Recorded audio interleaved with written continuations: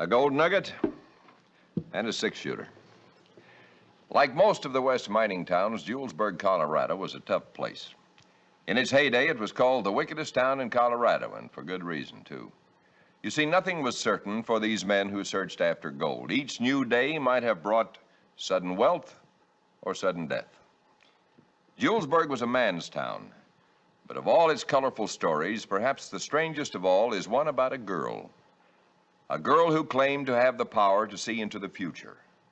People never knew her real name. To them, she was simply the Gypsy.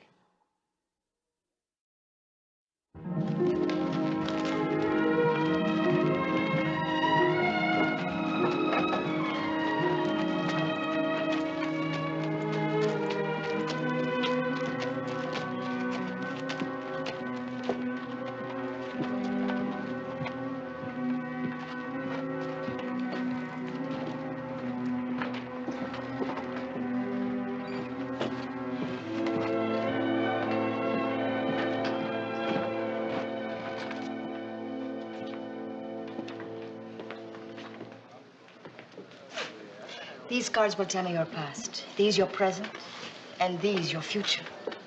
Unless there are things you do not wish us to know. Well, I got no secrets from my friends. Go ahead, Gypsy. What's a man got to do to get a beer around here? Hey, Monte. Haven't seen you around for a couple of weeks now. Yeah, I've been doing a little prospecting on my own. I don't want to work for the company all my life. Any luck? Nope. Say, who's that girl over there? She's a gypsy. Wandered in town 4 days ago and asked me for a job. She tells fortunes. Nice looking, eh? She sure is.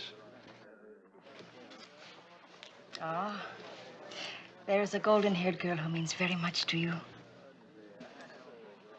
Hey, that's right. That's my girl back in Nevada. But there's still another girl in your heart. A dark-haired girl. Yeah, that's Maria. Hey, she knows everything about me. Thanks. Draws a nice crowd with that fortune teller. She'd draw a crowd just sitting there. You mean you know all that stuff about me just by looking at them cards? There are no secrets from the cards. Now you're present. Never mind that. Tell me my future. Very well. And let us hope that fate is as kind to you as she has been in the past. Ooh, I hope she's kinder than that. I want to strike it rich. We will come to that, but first...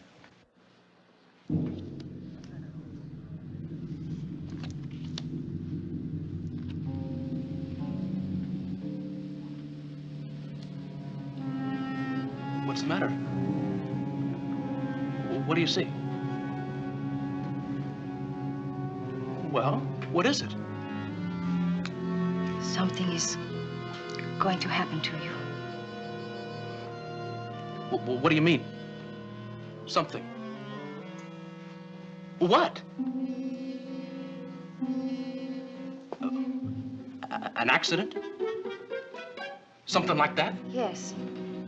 Yes, an accident. How bad? I do not know. I only know that. Oh, tell me. I cannot tell you anymore. You know what it is? Tell me. Let go of me, please. What did you see? I see death.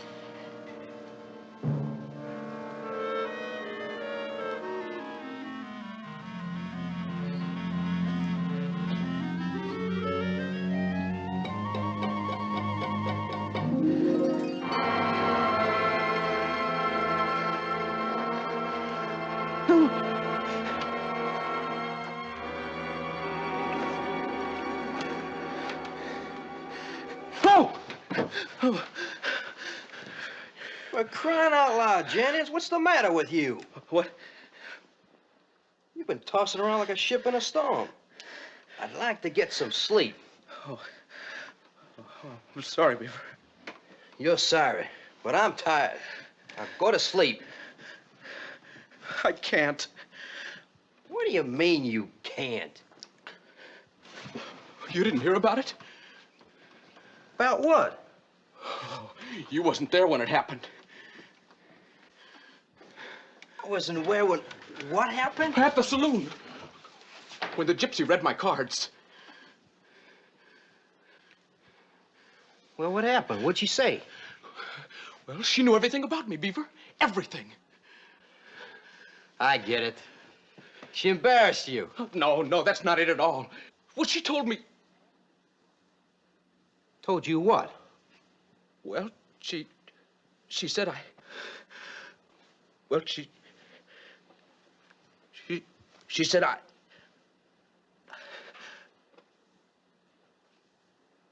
gonna die.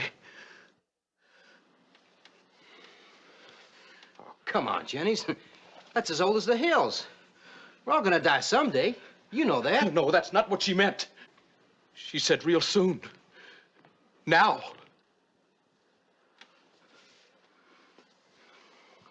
Use your head, Jennings. She just makes up that stuff to get the boys scared. To get them interested in her pitch. It's part of her business. And you fell for it. No, Beaver. She meant it. Every bit of it. I looked right into her eyes when she told me. She was scared, too. Well, you're old enough to do your own thinking. If you want to believe her trash, that's your problem. But I can tell you this. The only way you're gonna die now is that if you don't let me get some sleep, then I'll kill you.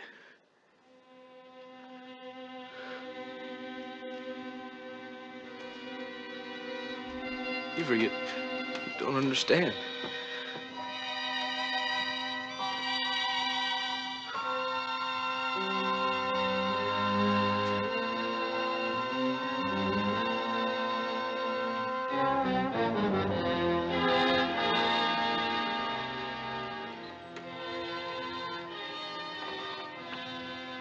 Charlie, take 2 of the lanterns and light up the west stove.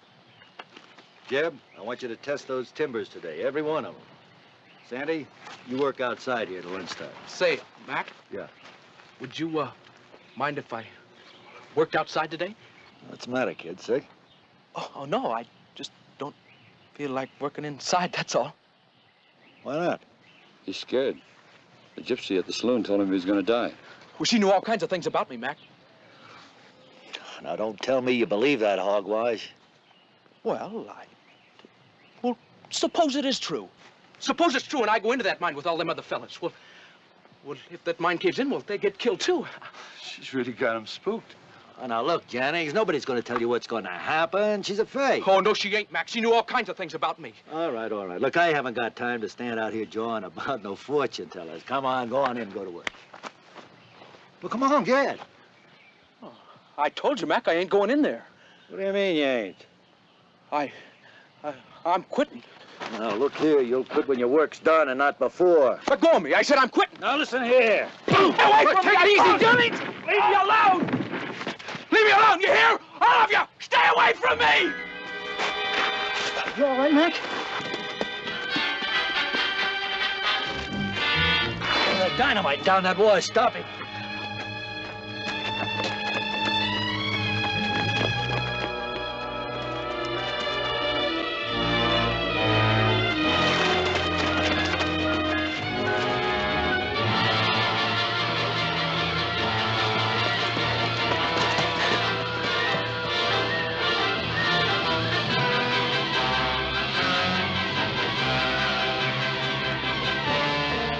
Jennings, come back here! They're blasting in there!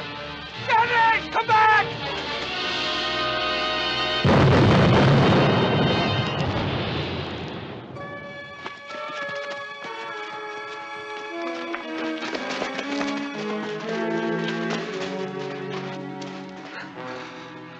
Tried to stop him. He just wouldn't listen to me. Just like the gypsy said. What have I done?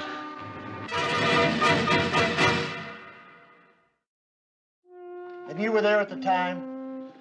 I never saw nothing like it before. Well, he was running like a crazy man one minute and stone dead the next. Just like she said he'd be. Mind if I join you? Of course not. My name's Bonnie Dunning. I guess you heard. About Johnny's, I mean. It seems everyone has heard. Now they are afraid of me, I think. Tell me something. Was it a coincidence, or did you really know he was going to die? I knew. You really believe what you tell people, don't you? I mean, you really do. It is a gift. I never had this power until my mother died. The gift was hers. She left it to me. You mean you can pass this on? We were very poor, like most gypsies. There was nothing else of value she could leave me. Oh, I don't understand. Why she would be poor with a gift like that. When she knew things that would happen before they happened. Why, if someone had that gift, they could have money, power. Only a Gaza would say that. A what? Gaza, it means one who is not gypsy. You see, money and power do not mean so much to us. Well, what does mean something to you? Many things. Happiness, freedom, Money can buy an awful lot of happiness and freedom. if you know how to use it. But the Gaza usually becomes a slave to it. I only want to make a living. Hey, you're doing all right.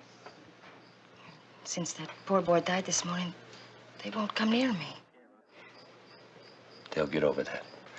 Maybe I can stir you up a little business. How? Just wait here. All right, fellas. Yeah, hi, Monty. Sit down. I was just telling Bill about Jennings. Yeah, I guess that gypsy girl really does know what's going to happen. I don't believe that. Well, you heard her tell Jennings he was going to die, didn't you? Yeah, but I've been thinking, and that don't prove nothing. If Jennings hadn't believed what she said, he wouldn't have run off that way, and he'd still be alive. Maybe so. But I'll bet you'd be afraid to let her tell your fortune. Wouldn't bother me none, except I don't hold with such nonsense as that. Well, if you're so brave, why don't you go on over there? All right. All right, I will. Come on, let's go over and see what she has to say. Hey, fellas, the gypsy's going to tell Billy's fortune.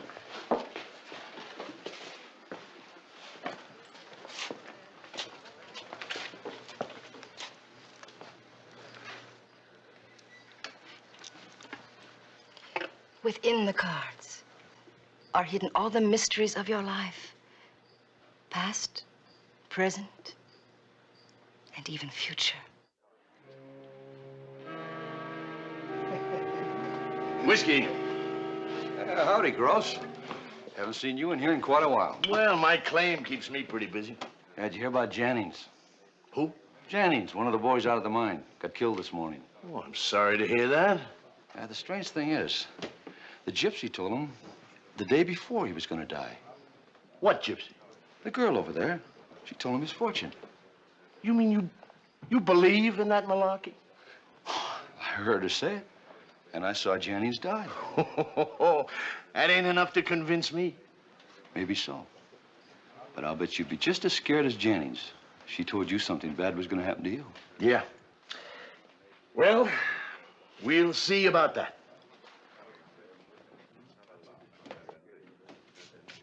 I see gold for you, much gold. Well, never mind that. What else do you see?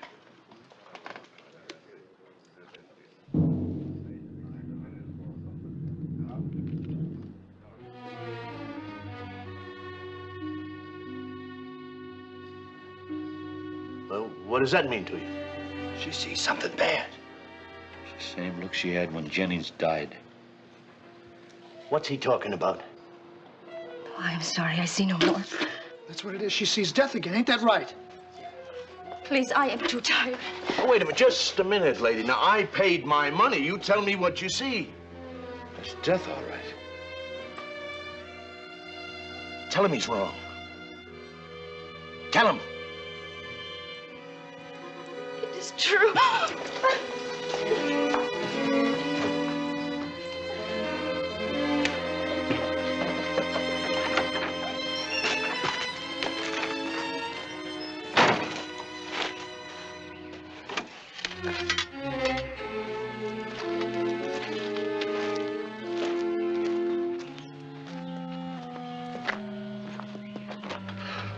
We're gonna have to use powder. Hey, Paul, look.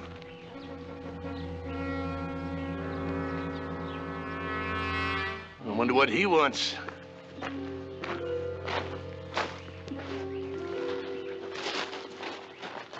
Howdy, Gross. Tom. Howdy. Hello, Monty. I just stopped by to have a talk with you about that gypsy in town. There ain't nothing to talk about. She just makes that stuff up out of her head. That's what we thought, until Jennings died. Now, from what I hear, Charlie got himself killed. Even if there was anything to it, nothing to be done about it. Oh, no, I wouldn't say that. You know, that gypsy kind of takes a shine to me. So?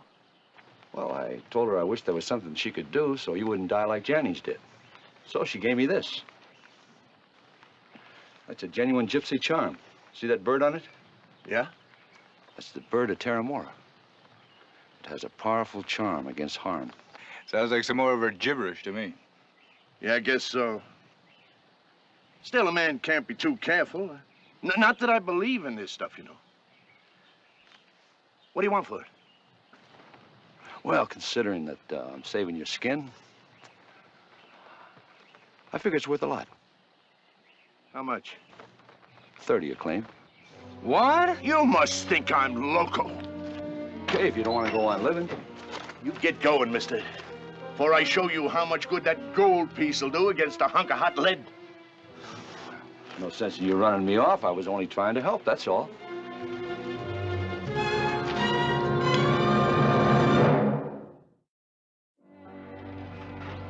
Nice evening, didn't it? Is that what was so important you had to see me out here right away? Mm-hmm. Besides, I wanted to get you away from the others.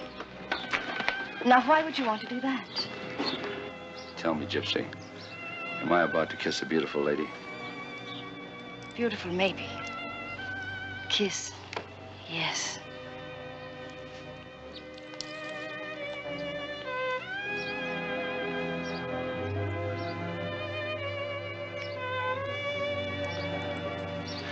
Now, let me tell you what's going to happen. From now on, you and me are going to see a whole lot more of each other. I'll tell you another thing. By tomorrow, all the people in this town are going to think differently about you.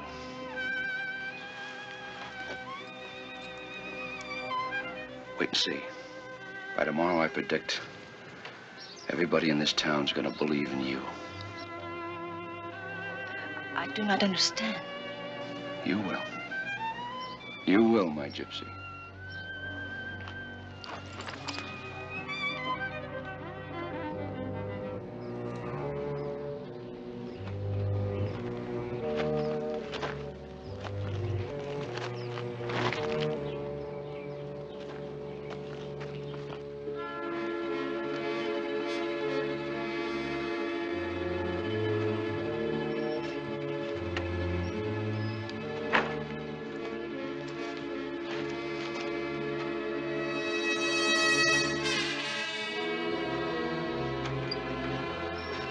Oh, wait a minute. You want me to ride into town and pick up that report from the assayer's office this morning? No, you wait till this afternoon, and I'll go along with you. Okay.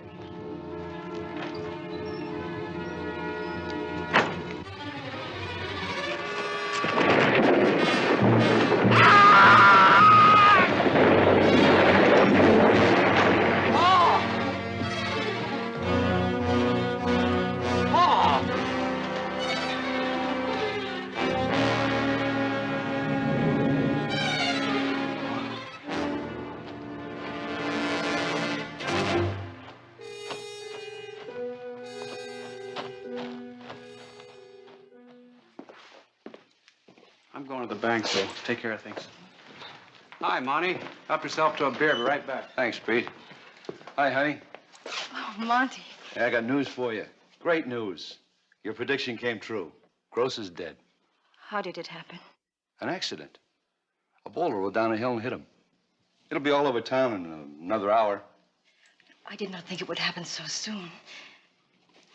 Monty, I must leave this place. Leave? What for? There is too much death here. Now all of them will be afraid of me. Don't you see? That's good for us. Now they'll all believe in you. Why, we can own this town. You and me together. What do you mean? Well, don't you see, honey? You tell someone they're going to die. Then we sell them a phony charm to keep death away. At any price we say. That would be a curse. Well, whatever you call it. No. No, I won't do it. If I put a curse on the head of one who has done me no harm, I will receive that curse 10 times over. It's just a silly gypsy superstition. You heard me foretell the death of 2 men. Does that not prove it is not superstition? Why do you laugh? Because I saw both those deaths. Jennings, he died because he was stupid. What he saw on those cards scared him so much, he caused his own death. Perhaps. But what about the second? I killed him. What? Rolled a boulder right down on top of him. Oh, no. No. Now, look. Stay away from me, please. Now, wait a minute. Go away. Now, shut up! You are evil. Only evil can come to you now. You think something's gonna happen to me, huh? Well, let's find out! Now, tell me what you see in my future. Well, come on. Let's see if that gift of yours is as great as you say it is. Well, come on. Tell me what the cards hold for me. This is your past. Never mind those 2. Tell me what's in my future.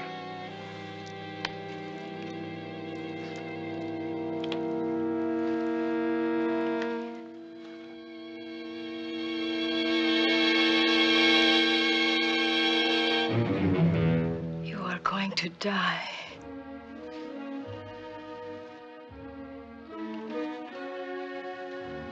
Yeah? When?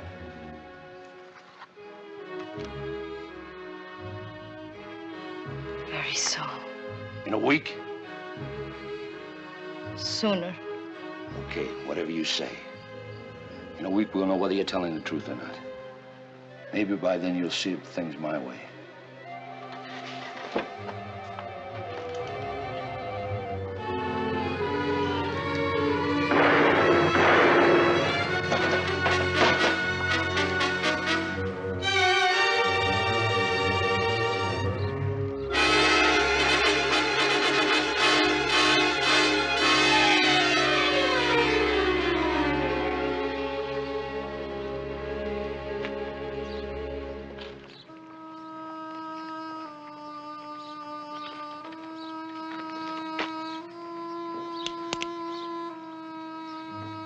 I found blueprints up where he pushed that boulder down in my paw. I knew they had to be his. I did not know until a moment ago.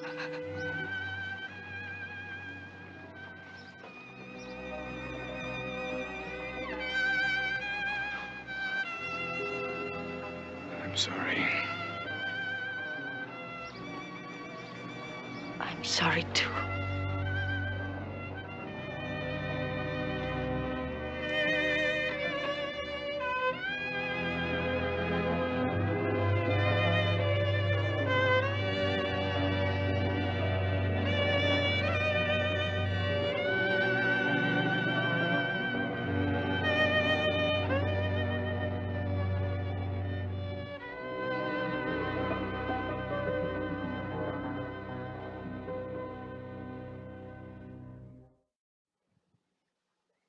Gypsy stayed on in Julesburg for the rest of her life. She married a miner there and continued to tell the fortunes of those who still believed she had a rare gift. It's said that many years after the death of Monty, she foretold another death, her own. Next week, another true story of the Old West. See you then.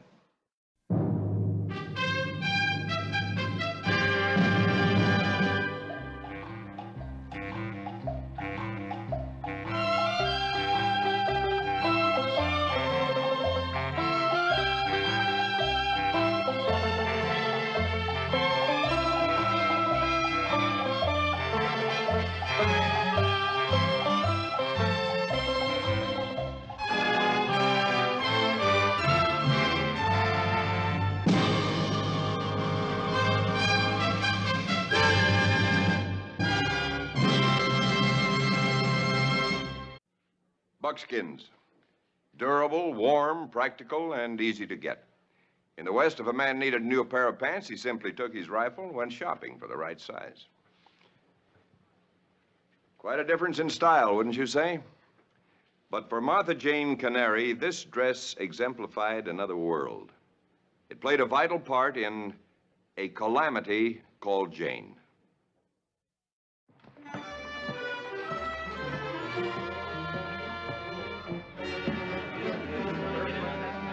Hey, you mavericks, who's buying? Come here! How are you? Hi, Jericho. How's that old lady doing? And Jimmy, when did they let you out? Hands off, sir. Now, Moose, come on, give us some of that good stuff. I'm booted and spurred and dried as cactus hole. Gents, in honor of the Saddle Horn's favorite lady, Miss Calamity Jane, drinks are on the house. Nobody gonna steal your thunder, Calamity. Except one, maybe.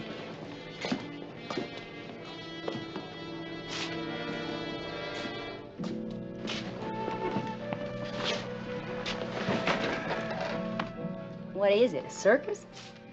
Don't you know who that is?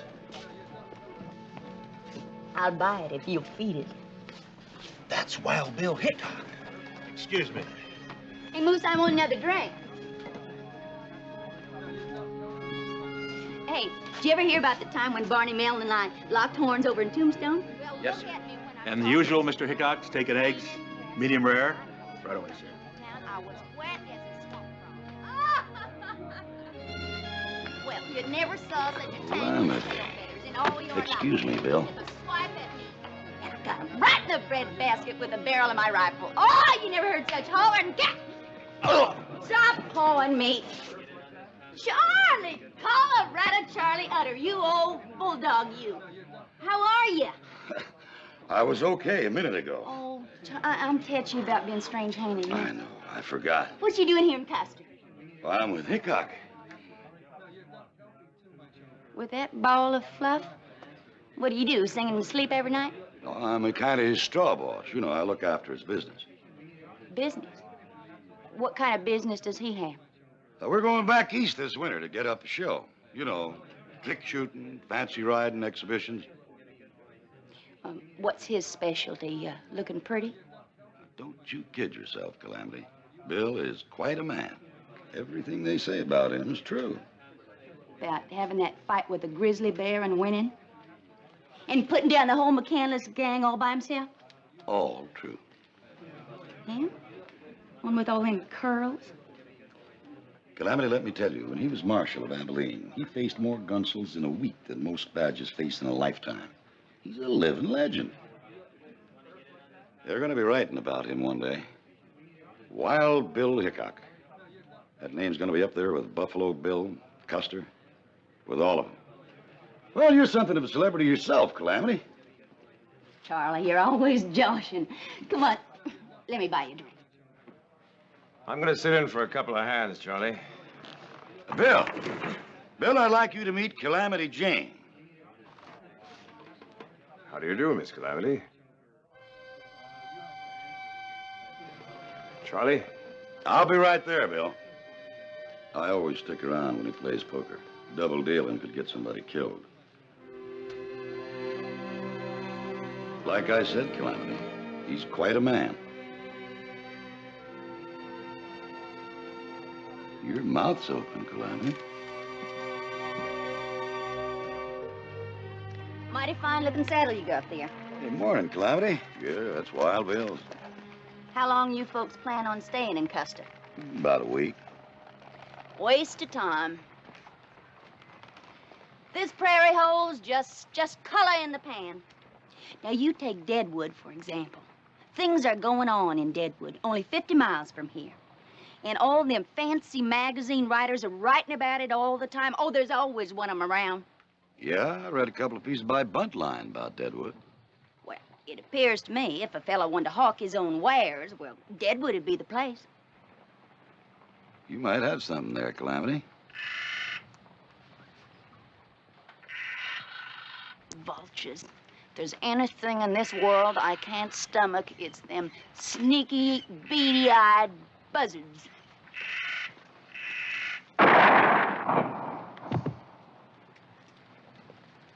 got him with one shot. Oh, I miss once in a while, but not that you'd notice. Wait a minute. Well, sure. Well, it's perfect. You could be that added attraction we'd need. Oh, I don't reckon I could. I don't cotton to them fancy duds like your Mr. Hickok. No, no fancy duds, Calamity. Just the way you are. Calamity Jane, the queen of the prairie. That's what the people would want to see. You reckon? Yeah, what an entrance we could make into Deadwood. Wild Bill Hickok and Calamity Jane. But they'd line up to see that like hungry steer. The left stock is loose. Tighten it. I don't know, Charlie. I don't think I like the idea. But it's a natural, Bill. Everybody knows Calamity Jane. She'd be a big asset to the troop. No other group has had a woman in it. If we ever add a woman, I'd like her to at least look like a woman. But that one, she's dirty, cusses like a man, drinks like a fish, picks fights. She's trouble, Charlie. I can handle her, Bill. I don't think so.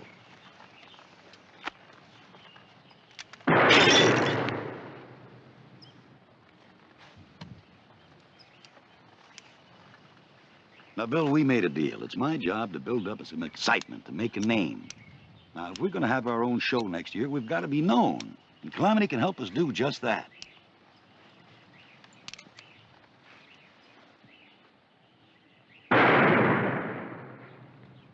You missed that one.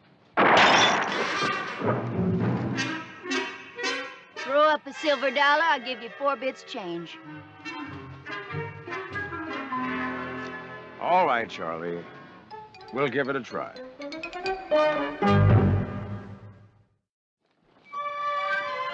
get along, Calamity, if you just heed some simple rules. What kind of rules? No trouble. That's for openers. And, keep your drinking down to a respectable level. His foreleg seems stiff again. Better rub it down. Another thing. Our people bathe. Now, wait a minute, mister. You want out?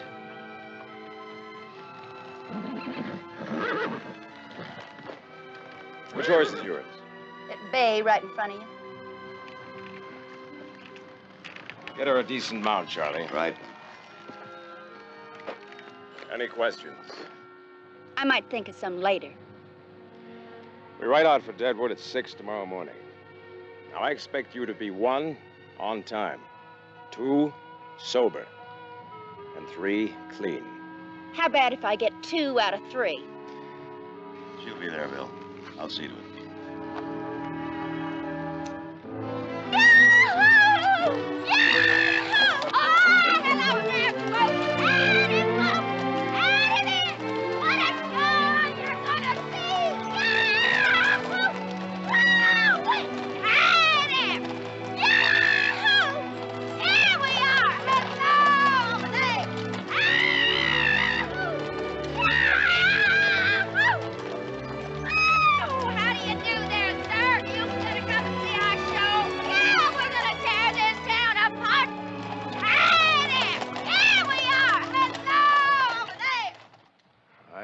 Never seen such a display of crude exhibitionism.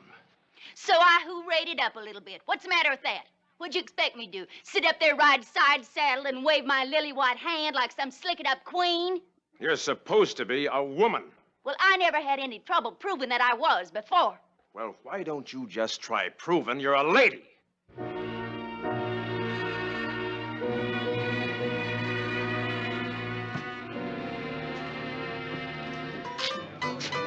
Come on, Calamity, liven up.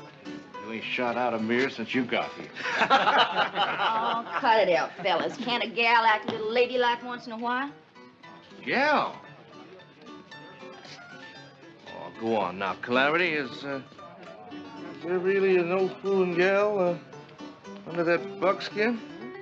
Keep your hands to yourself, Mac Ross.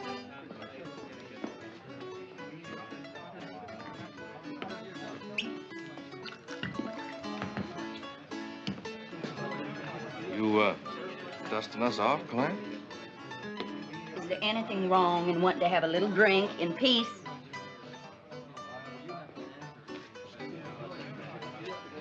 You ain't no high lonesome, honey.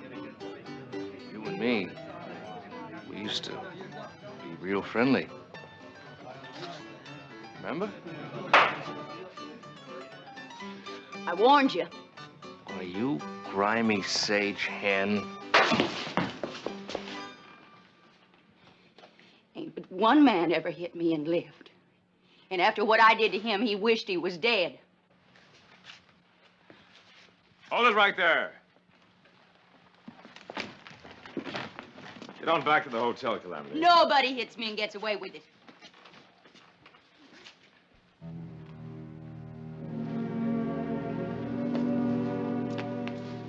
You hit her? Well, she had it coming.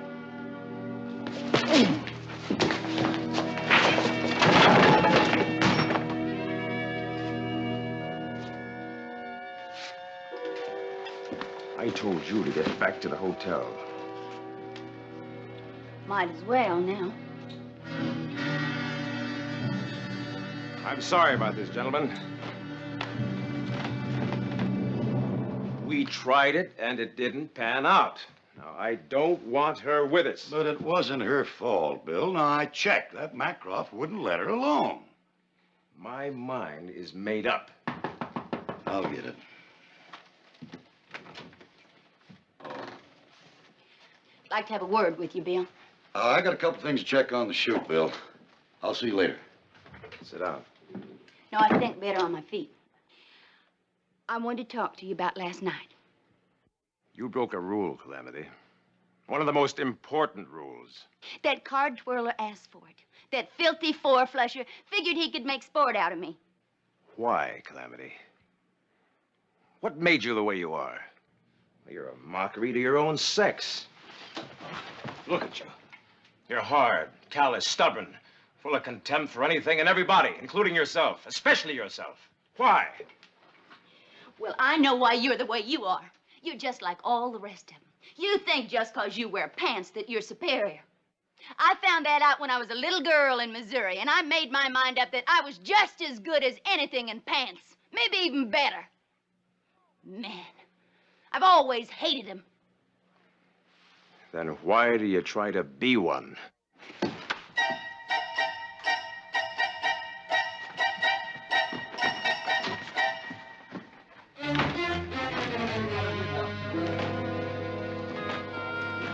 Whiskey. Don't take all day.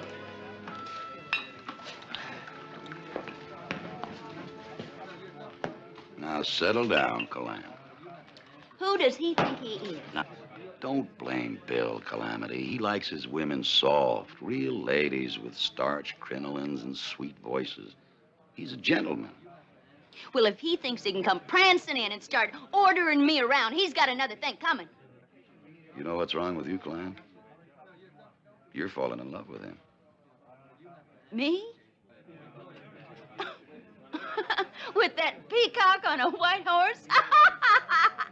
Oh, Charlie, that's a good one. Have a drink on me.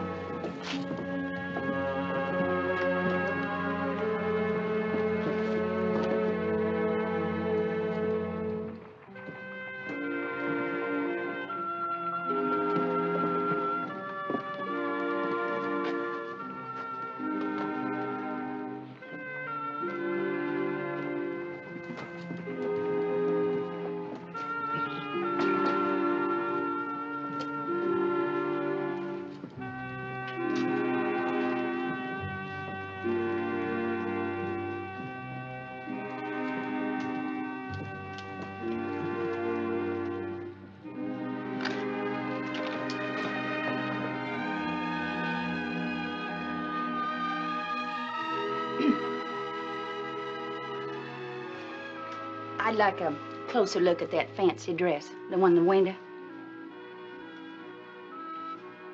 For you? No, I want it for my lop-eared aunt. Yes, for me.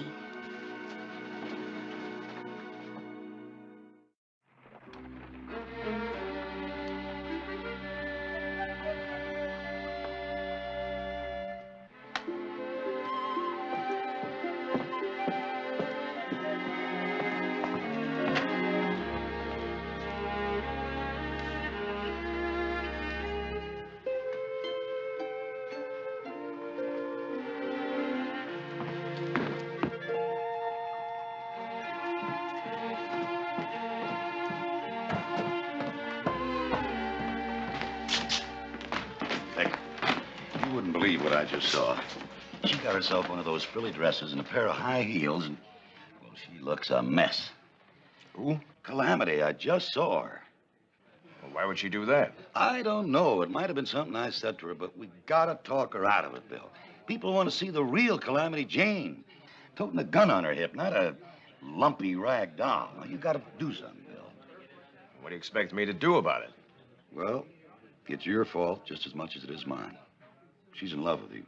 Calamity? In love with me? She sure is. Now, you gotta talk to her. Make her understand. Tell her...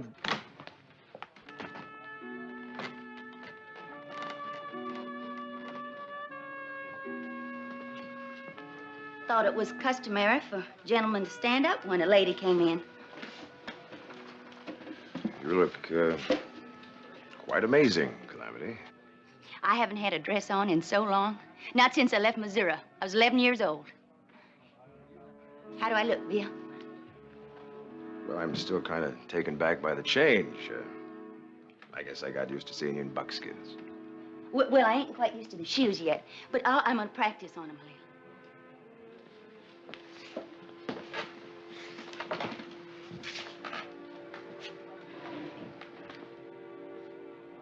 This lip rouge sure tastes funny. I never had it on before. Yeah, I was just thinking, too, Calam. I think I like you a lot better in buckskins myself. You know, a little dirt on you maybe here and there. Oh, who asked you? You know this dress cost $15. Isn't it pretty? It's pretty. But a dress is, just a piece of cloth, Calamity. You can't work miracles. Sometimes we can't change what we are, Calamity. Well, a team of matched horses, a big house on a hill, or a dress. It takes more than just those things to change what we are inside. But I thought you said this morning that... I know. Maybe I was wrong. You see, we all belong someplace. I guess that's the most important thing in life. Finding out where we belong, where we fit. You think I look ridiculous, don't you? I'd probably look the same way in one of those fancy banker outfits. And can you picture me in one of those long-tailed coats and a stovepipe hat? Stop your laughing. If you laugh at me once more, I'll split your head with an axe. And you fancied-up rooster, strutting around with all your spit and polish. You know what you are? All you are is a pair of pants.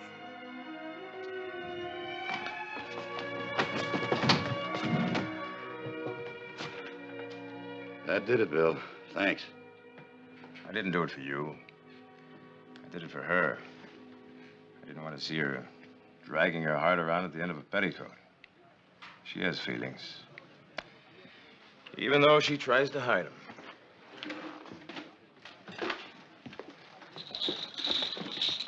Mind if I sit in? Sure, sit in. Wonder if you'd mind letting Mr. Hickok have that seat. It's what I'm winning. Might change my luck if I move. That's quite all right. I'll sit here. Yeah, but Bill, you never... Oh, it's all right. Better go look after her, Charlie. Oh, and Dick, I'd appreciate it if you'd get me some cigars.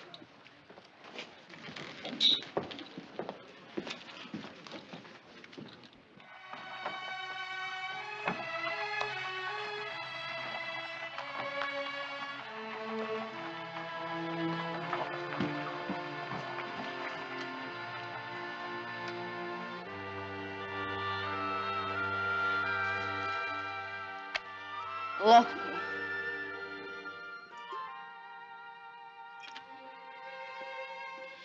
That's what I am. Just plain out and out look.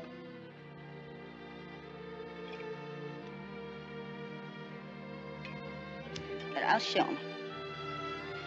I'll show that full of himself hunk of lard. I'll show him what a real woman is. You bet your life I'll show him. He's gonna see.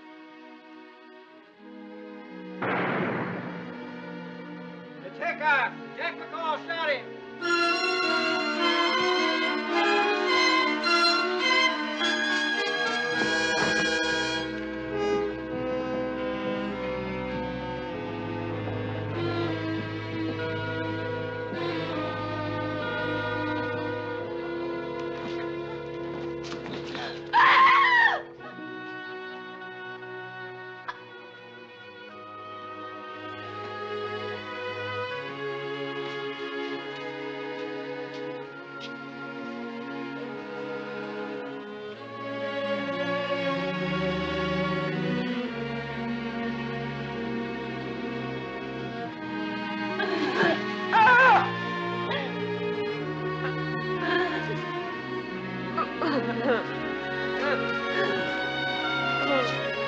What?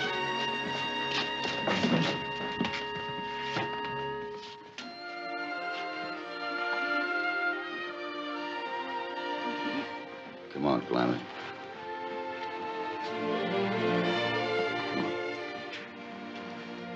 Come on.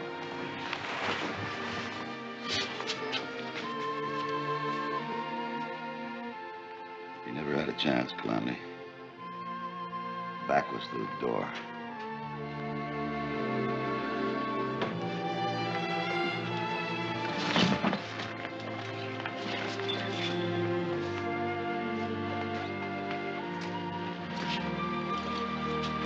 I cleared out there. What are you gawking at, you dirty ditch diggers? Ain't you never seen a dead man before? Let's get a little life in this place. Start pouring and keep it coming. Come on, don't camp around. All you Nelly-skinned mudtails, drink up. All right, come on. How about a drink down here?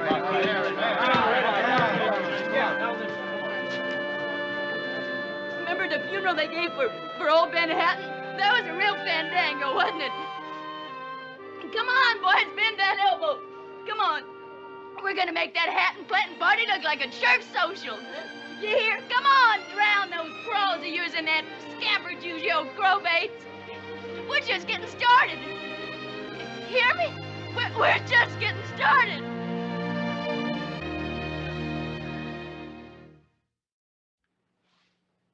On August 2nd, 1903, Martha Jane Canary died in Terry, Montana, a short distance from Deadwood. Ironically, it was exactly the 27th anniversary of Wild Bill's death. At her request, she was buried next to him in the Mount Moriah Cemetery. Next week, another true story of the Old West. See you then.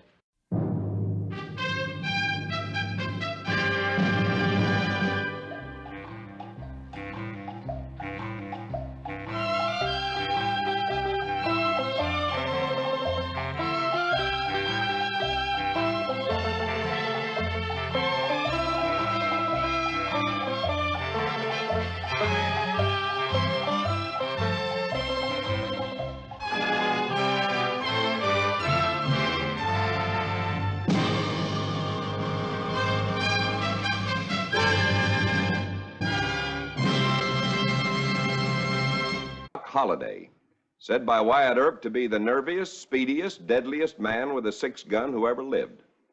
Charming Southern gentleman, dentist, consumptive, gambler, killer. Doc was something else few know about. For when the right person came along, Doc was also a con man. We'll see him now and the astonishing result in this story of Doc Holliday's Gold Bars.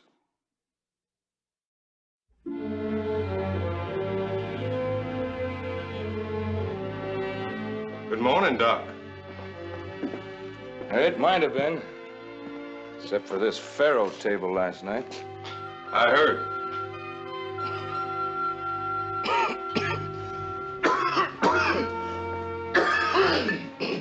Breakfast, Doc? Ah, yes, thank you. Not easy to buck the tiger. Every card turned up wrong. Still, I maintain that any faro bank can be broken if the player has enough capital. The question, my friend, how to come by that capital? Oh, bartender, can you tell me what time the dining room opens for breakfast? Well, good morning, sir. Won't you join me? No, thank you. Excuse me, sir. This is Doc Holliday. The Doc Holliday? Come now, sir. There's no reason why two gentlemen can't enjoy a small pre-breakfast libation together. Oh, yes, sir. Another glass, please. Yes, sir, Doc. Oh, I'm Walter Benson of Chicago. Oh, pleased to meet you, sir. How do you find Arizona? Hot. Yes, sir. I had a little sand, sagebrush, cactus. We about got it all. Thank you. And gold mines. Oh. You interested in gold mines, Mr. Benson? Oh, I'm an investment banker. After the prospectors have searched and sweated and scratched and found it, I'll buy them out. I use money to make money. Your health, sir.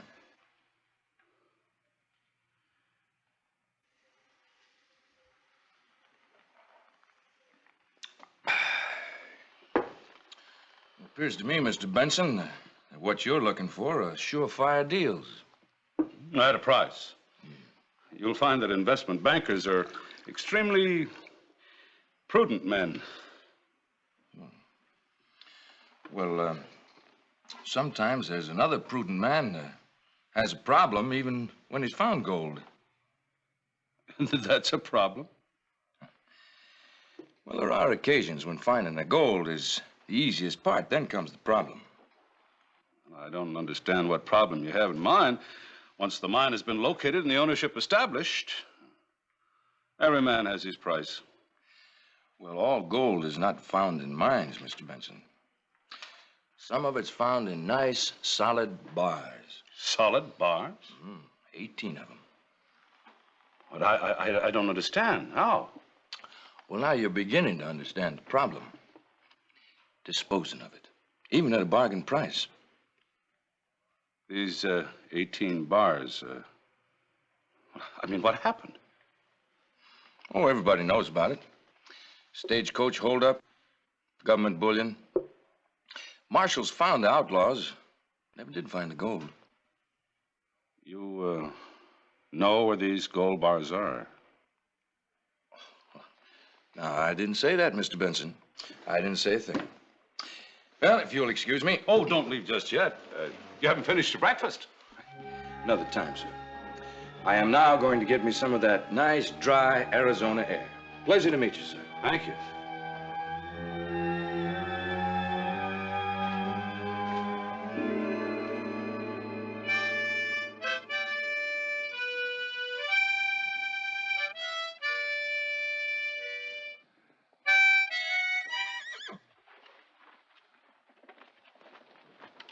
Oh, morning, Doc. Morning, Creek. Hey, up kind of early for you. Except maybe that fair game was rough as I hear. Oh, that tiger really bucked me, fang and claw. I'm gonna break that bank one day if I ever get me a stake big enough to go work with. We're both about to, Creek. That's why I'm here. Oh?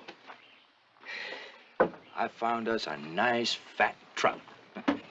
Mr. Walter Benson, investment banker from Chicago. Who thinks my tongue loosens if I have a little sip to ease my consumption? Oh. Oh, I cast a fly. He'll leap for it. Investment banker, huh? Yeah, this one has dollar signs where his eyes should be. What's our pitch? You remember the Prescott holdup? Government bullion? 18 bars solid gold, $100,000? Yeah, but they never found that. Correction. It's just been found. Where? Well, one of them's right down here in your well. And another one's going to be in my hotel room. And we hand the rest of them over to him when he pays us. $100,000. Well, we might discount that a little to say $20,000. See, as a banker, he'll know how to dispose of those bars. My listening ear is wide open. All right. Now, you have 18 lead bars made up. Each stamped property, U.S. government, a different number stamp on each bar. You gild them, and you hang one down this well. Okay? Oh, and also let your beard grow. Oh, get yourself a marshal's badge, too. Marshal's badge? What tarnation for? Well, you got enough to think about right now. We'll go into the rest of it later.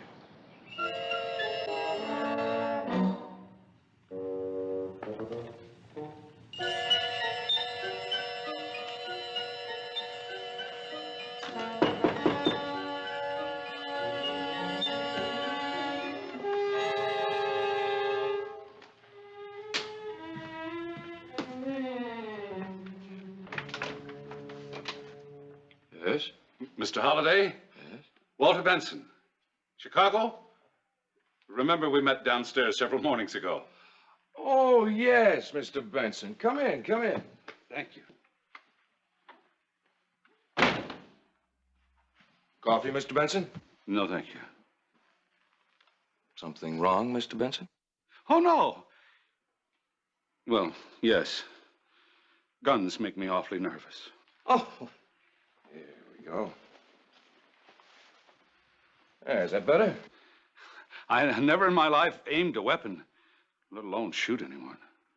Well, out here, Mr. Benson, if you aim one and you want to live, you better shoot it first. Oh, yes, sir. Oh, call me Doc, please. Sit down. Thank you. Now then, sir, how can I be of service to you?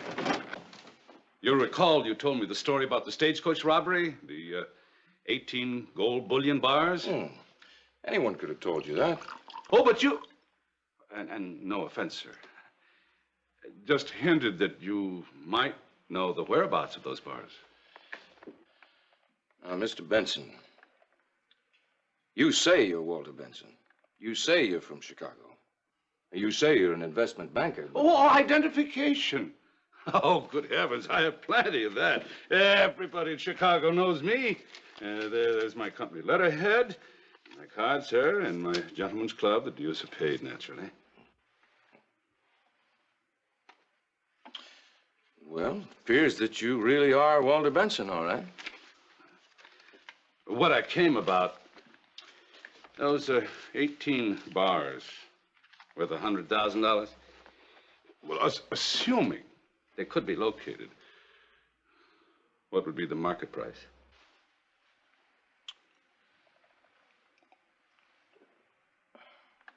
$25,000. 15. You remembering, Walter, the little matter of disposing of them? Well, my firm has handled gold for a number of clients. We're in a position to deal through, shall we say, channels. Well, of course, that'd be entirely up to you, Walter, provided that the bars can be, shall we say, located. Splendid. On behalf of my clients, when may I inspect the merchandise? $20,000, Walter?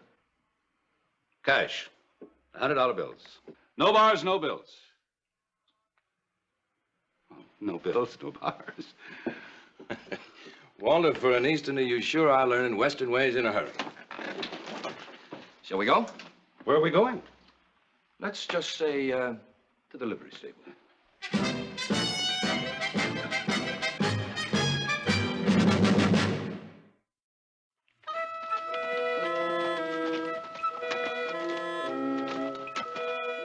Is this the outlaw who... One of them, Walter.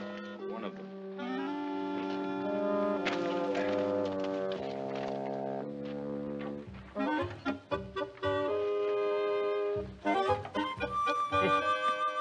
It's like a Georgia tornado hit this place. And the gold bars are here? They didn't find them? One gold bar, and they didn't find it.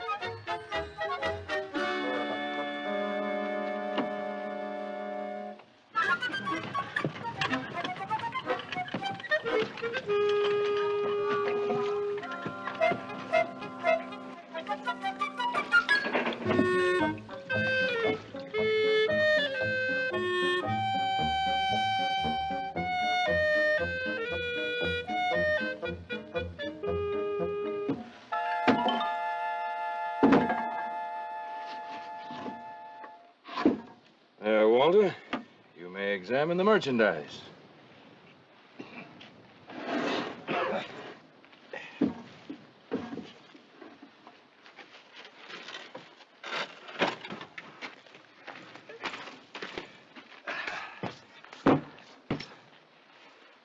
Doc, with your permission, may I use this?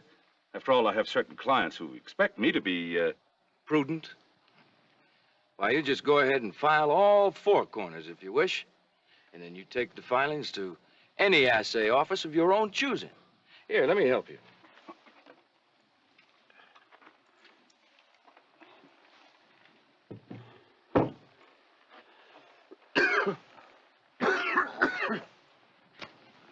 I think that ought to be enough. Oh, fine. We'll just wrap this up. Pick that up, please. What'll I do with this gold bar? Well, that we put back where we found it. Well, there is one thing, Walter. You see, that's the only bar here. Now, I wouldn't want to find it missing from the well. As you say, everybody knows you in Chicago. You'd be so easy to find. Oh, Doc, I wouldn't dream. Fine, Walter. Now put the bar back. Of course.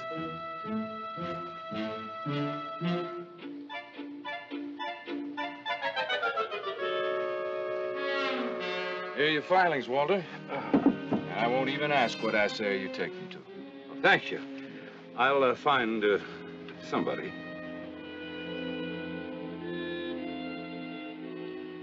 I don't know what assay office he went to.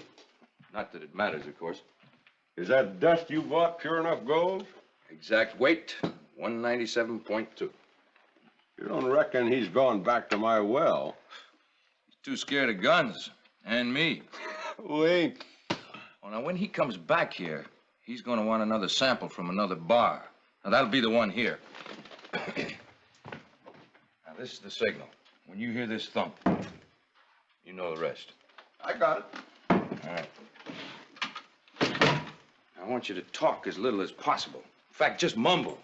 And, pull your hat down halfway over your face there. Yeah, that's right. Bet you I act as good as that fella at the Birdcage Theater. I bet you better. Now, here's the real dust. I'll be right next door. Oh, Walter, come in. Thank you. How was the assay test? 197.2. Pure gold. Well, you wouldn't expect the government to fool around with anything less than the exact weight, would you? No. There is one more thing I'd like to ask of you. I wonder if I could go as far as getting another sample from another bar. Well, as a matter of fact, Walter, I did anticipate that you might ask me that. So I have obtained another one right here.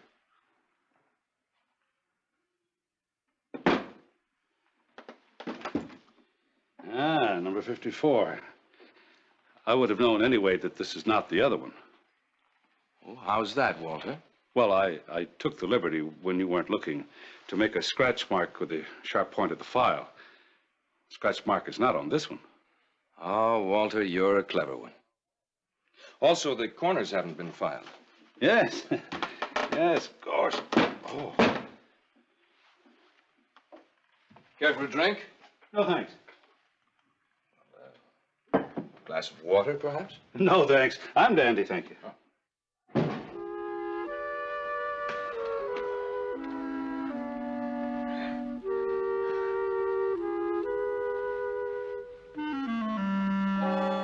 Now, this one, Walter, you can take to another assayer if you wish. I'll arrange that in my own way. Here, hide this. Who's there? It's me. Who's that? Frank, your room is down the hall. This one's mine. Now straighten up. Now go on along. Yeah. Drunken cowboy. He's all right. There you are, Walter. I wait your pleasure. Yes, sir. Weight 197.2. All pretty gold. And at a very pretty price, too. $25,000. 20,000. We shook hands on 20,000. All right, Walter, I'll keep my word. But as yet, I haven't seen a penny of your money. On delivery of all 18 bars, you understand. Oh, of course. How soon can we get them? I want to get back to Chicago as fast as possible. Well, now, Walter, I wouldn't want to cause you any undue delay. Always glad to help out an associate. They're right here.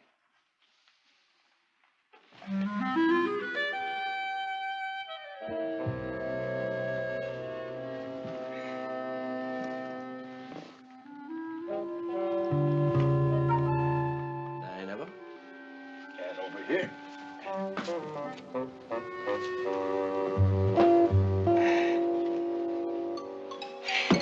9 more.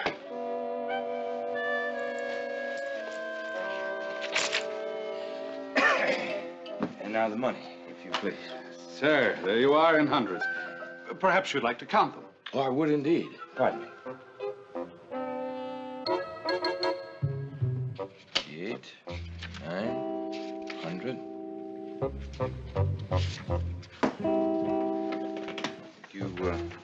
You paid me one extra. Well, that's for expenses. To help me transport the bars. Oh? Not knowing anything about guns, I'm counting on the redoubtable Doc Holliday to escort me safely to the railroad. Well, now, Walter, that wasn't part of our bargain. Oh, now, please. I don't know anybody out here. I can't trust anybody. Except you, that is. All right, Walter. Now, I'll arrange for a wagon. You just be ready to leave at 3 o'clock. Splendid. $20,000.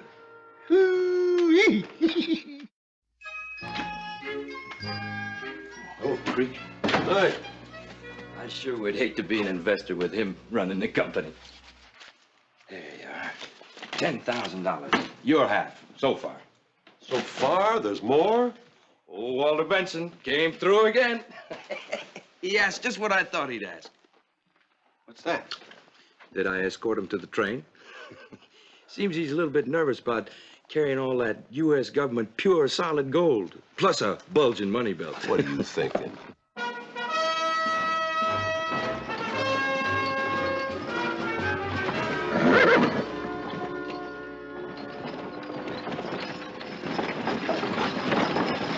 Hold it! This isn't a holdup, is it? Not likely. Fella's a marshal. Marshal? What does he want? We'll know soon enough. Oh, no. You wouldn't kill a marshal, Doc. Well, I haven't yet. You men from Tombstone? Yes, sir. I'm a businessman returning to Chicago. You want to open that luggage? Luggage?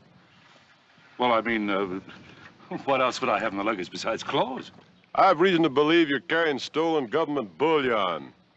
Now open your luggage. Marshal, could you and I have we'll say a private talk? Friend, of course.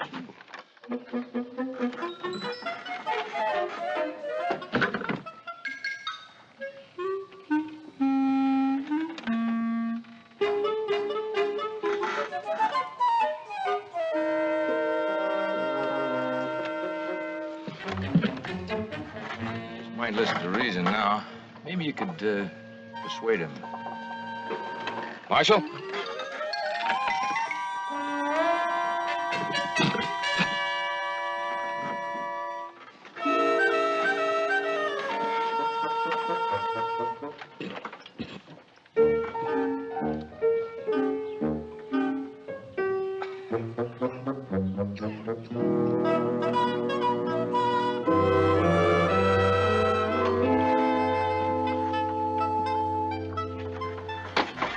Go! Go! Go! Get her! Get her! Get her! wait to ask me aboard. Oh, I expect he's got more than he cares to chew on. You know, I feel mighty sorry for him. Well, don't. He thinks he just got away with $80,000 profit in stolen government gold. No, he's only got $70,000 now. He gave me $10,000 and I didn't look through his luggage. That was good acting. Good? Well, I'm going to be the next star of the Birdcage Theater. Turkey Creek Johnson in person, eh?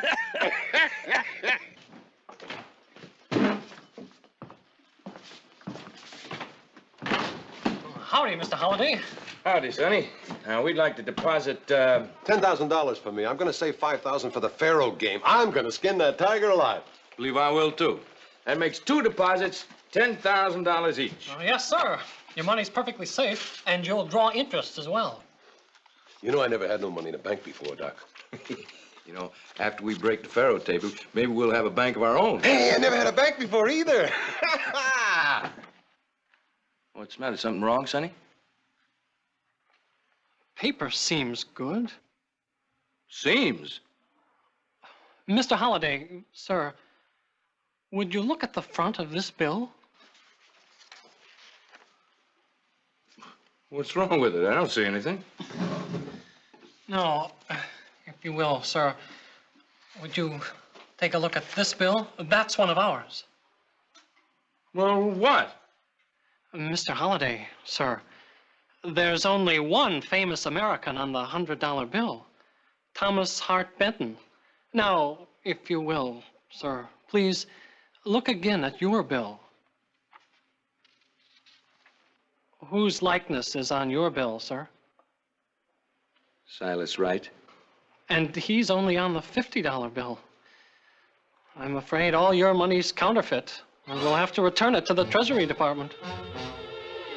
Counterfeit? Don't look at me. All I know about is $1 bills.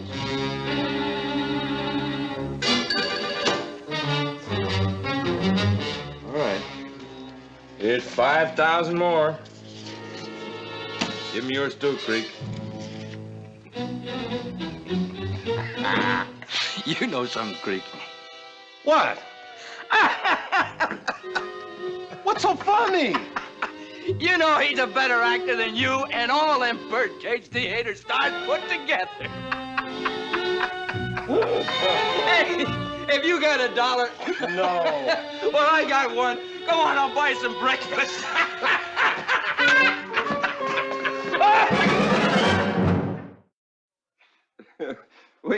We have no record of Walter Benson's reaction when he discovered he'd been outsmarted, but we do know Doc Holliday laughed it off, for if there was anything Doc loved besides a gunfight, it was a joke, even when the joke was on him. Next week, another story from Western history. See you then.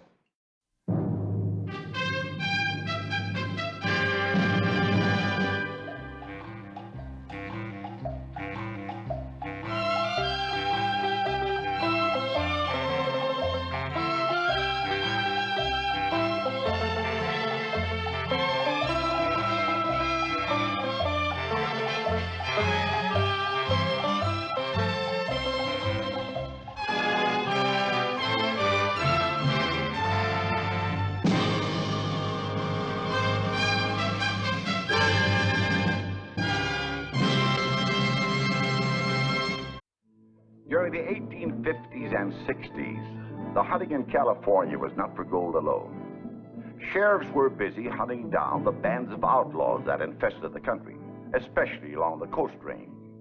One by one, they were exterminated, until finally there remained only the Mexican bandit, Tiburcio Vasquez. It is his story that I'm going to tell you. The story of the last bad man.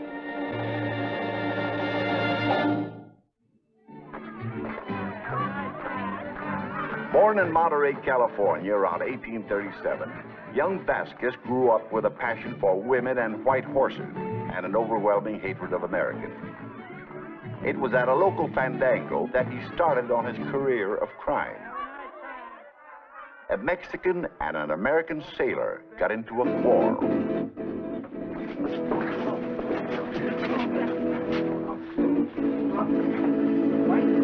Hey, don't push me, you gringo! I happen to be the constable, Sonny.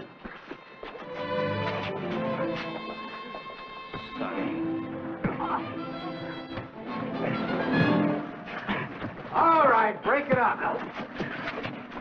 I said break it up. Well, fight, get outside. I said break it up. That's better. Who's out the lights? Hello? Turn the lights on. Turn on the lights. Fight.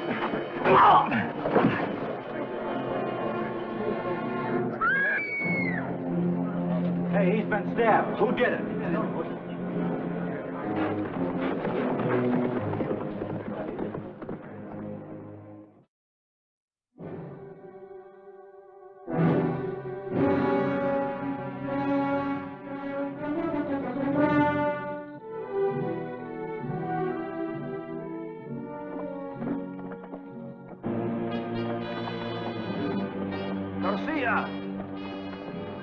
Tiburcio, what brings you here, boy? I am now one of you, against the world. You commit some crime? Ah, just kill an Americano. Or it's better I don't go back. You let me stay here. I'll be useful to you. There's no horse too wild for me. I'm a dead shot and quick with the knife. And no conscience. We'll make a great horse thief out of you, Vasquez.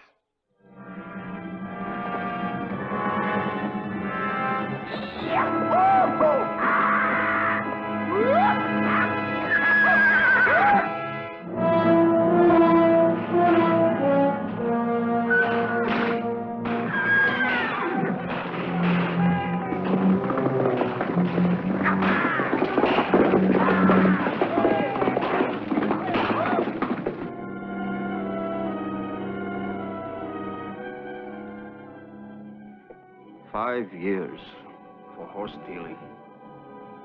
They'll never keep me here that long. And when I get out, I'll show them what Vasquez can do on his own.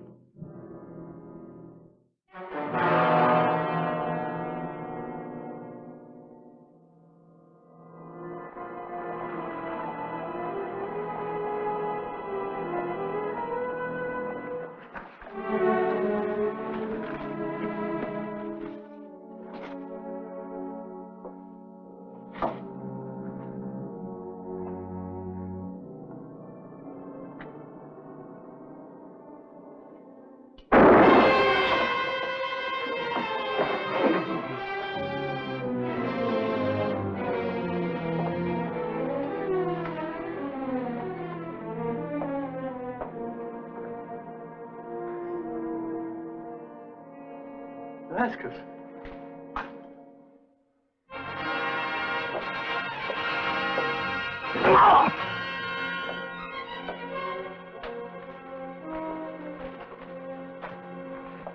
Yo sé lo que pasó aquí, señor. Mire, déjeme explicárselo. Yo me di cuenta de todo. Si yo le digo cómo pasó todo esto. Por favor, escúcheme, señor. Qué bruto. You don't Mire, speak English? No, señor. Well, I Pero- don't speak Spanish. Pero se lo I puedo speak quiet, explicar, I aunque tell you. sea señas. Can I be of help, senor? I speak both English and Spanish. Yes, find out what this fellow's trying to say. ¿Qué es lo que quiere decirle al doctor que hará la autopsia? Pues mire usted, estaba yo en la acera de enfrente cuando oí un disparo y vi que salió un señor de esta carnicería y se fue corriendo por la calle y ahí en la esquina dobló por el callejón. He says he was across the street when he heard the shot. A man came running out of the store and disappeared around the corner into the alley. Did he get a look at him? ¿Puede describir a ese hombre? Sí, cómo no. Alto, con barba rubia y llevaba una bolsa pequeña. A tall man with a yellow beard. Gringo? ¿Quién sabe? Americano or not, he cannot say. Un minuto más tarde sentí el galope de un caballo que se alejaba. The witness says a minute later he heard the hoofbeats of a horse galloping off. Thank you, my friend. I'm glad to be of help, senor. At least we now have a clue to the murderer. I can see that I have to learn Spanish if I'm going to serve as county coroner. It would be well, senor. Sí.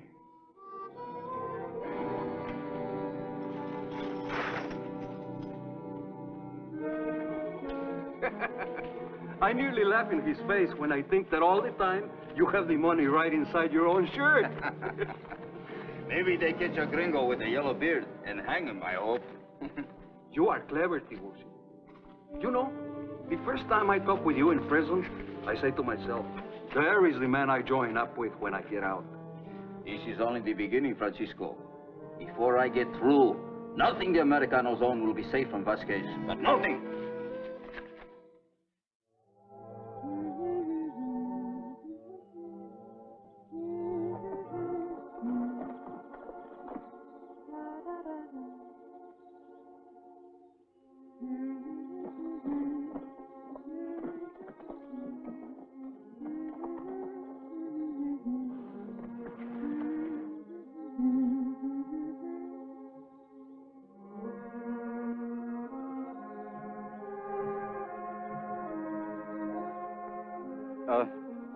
Pardon, senorita, if I intrude.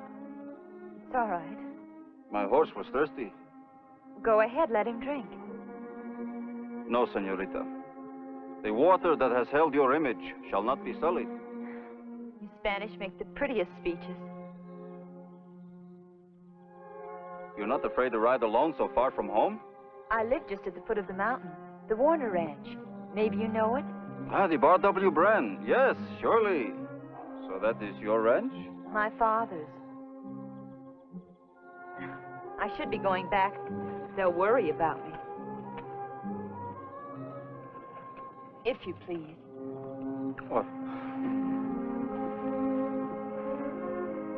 My father, too, has a ranch. A grant from the King of Spain. Beautiful. Where is it? South of Los Angeles, along the ocean. My name is Sepulveda. Sepulveda? Why, that's one of the most famous names in California. Yes.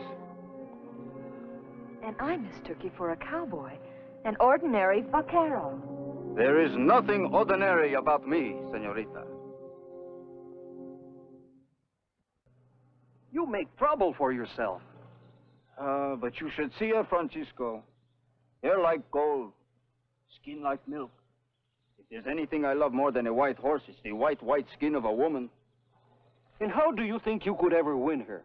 You, an outlaw, and with a price on your head. The same way I get everything else from the gringos. I steal her. You want to run your head right into a noose? This Henry Warner, he's a man of influence. You lay a finger on his daughter, and he will not rest until he sees you swing. Who is boss here? You or me? You? Then hold your tongue before I slit it.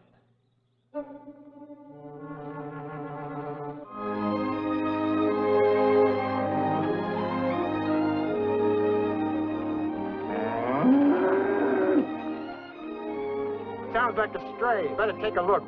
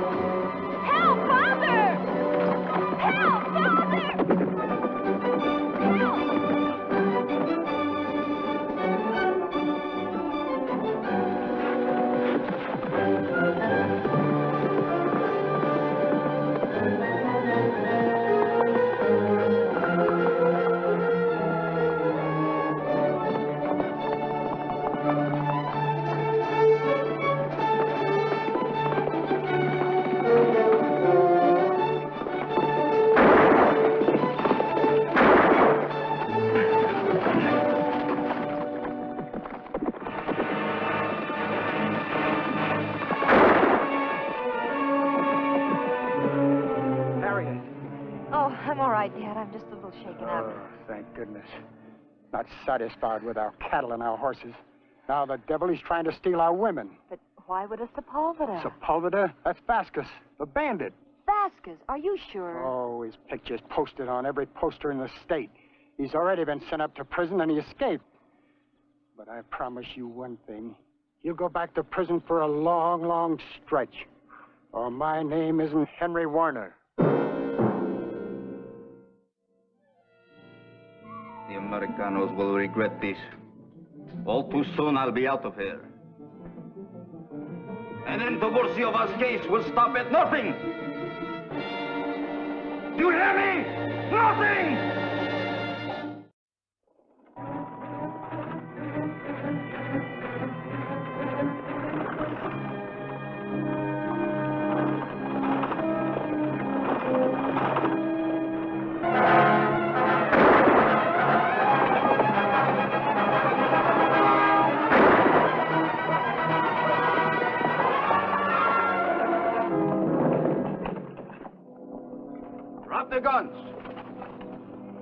Throw down the box.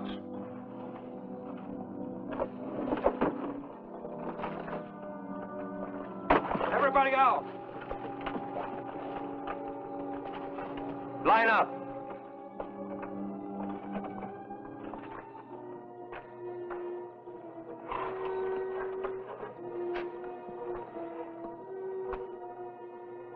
Please don't take the watch. It was a wedding present from my wife. I have heard that many times, senor. Every watch is from the wife. Francisco!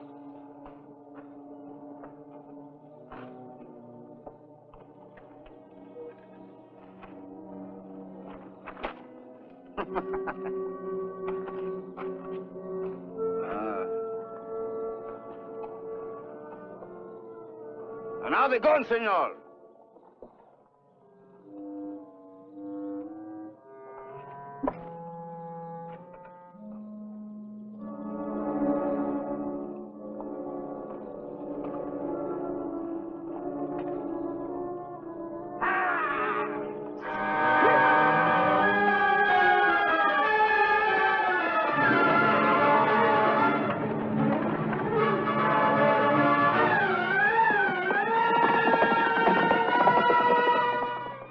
Our next raid will be the general store at Tres Pinos.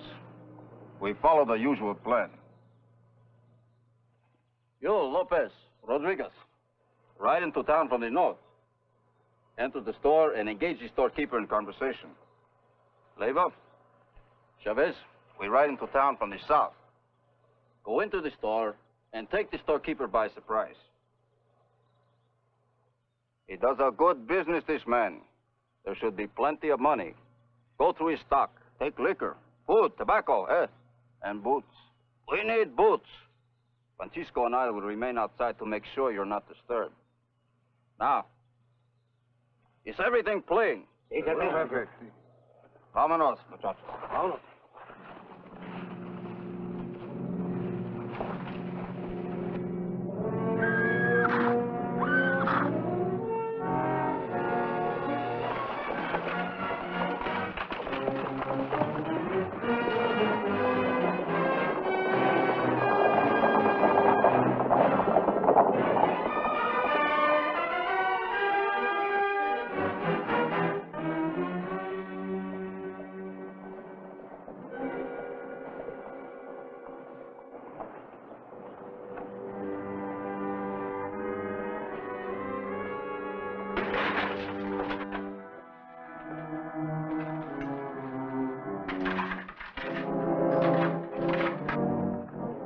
Senor, stop!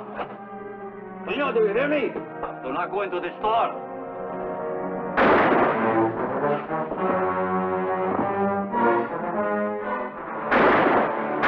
¡Compadres, vámonos! ¡Pronto!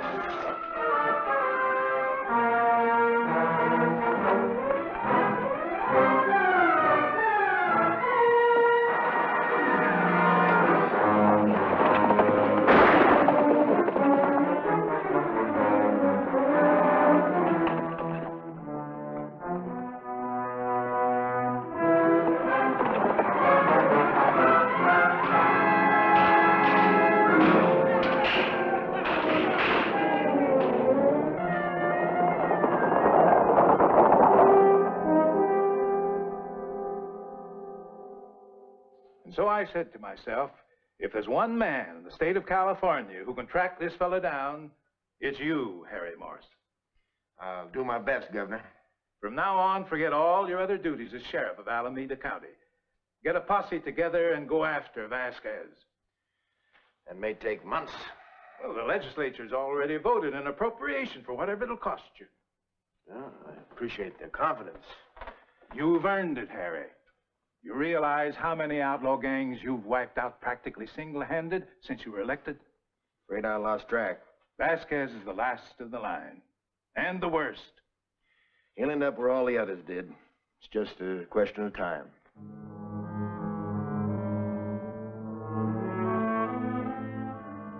Vasquez is still on a rampage. Made another raid yesterday. Robbed the San Gabriel Mission. Then rode up to the north. Good. What do you mean, good? You might run right into the arms of Harry Morris. Morris is working his way down here with orders from the governor to get Vasquez. Vasquez has found out, no doubt. He won't be caught that easy, the devil.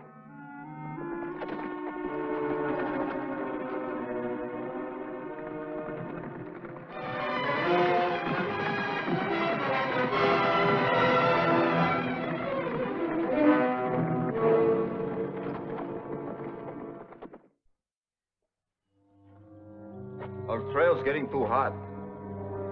We best scatter and lay low till Sheriff Morse gets out of the country. He will never give up, that bloodhound. He will comb every valley, every canyon. He'll never find me. Not where I'm going. I know a place where they'll never think of looking. The adobe house belonging to Greek George. The rest of you haul up wherever you can. And keep an eye on Morse. Adios, compañeros. Adios, Tiburcio.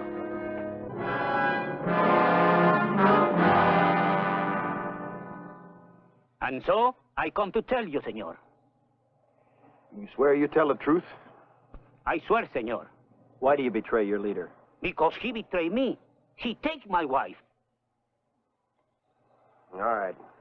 Here you are. Gracias, senor.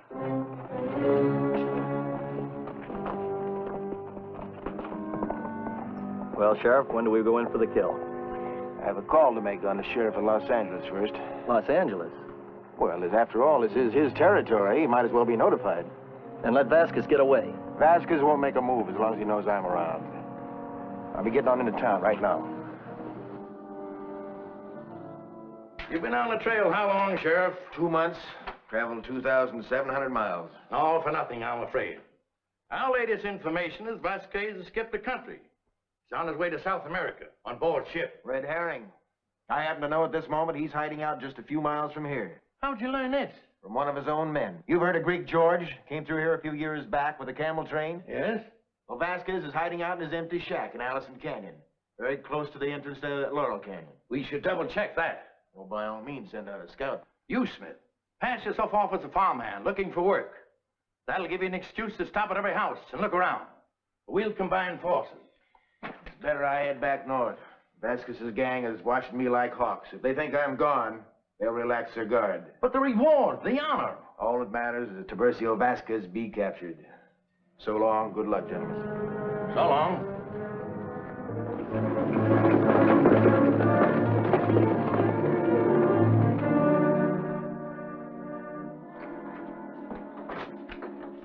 Vasquez is there, all right, with a woman. Count on Vasquez to have a woman.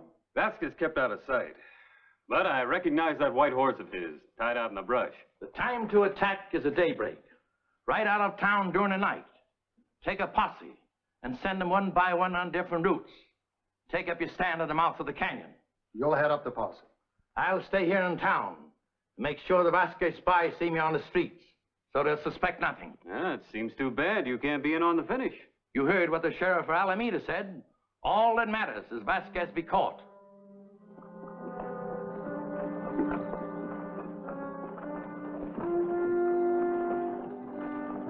House about a mile further down the canyon.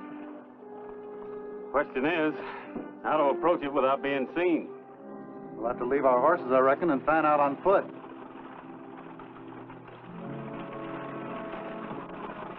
Someone's coming. It's only a freight wagon. Only? In answer to our prayers. We'll climb aboard, hide under the canvas, and get the driver to take us right down to the house.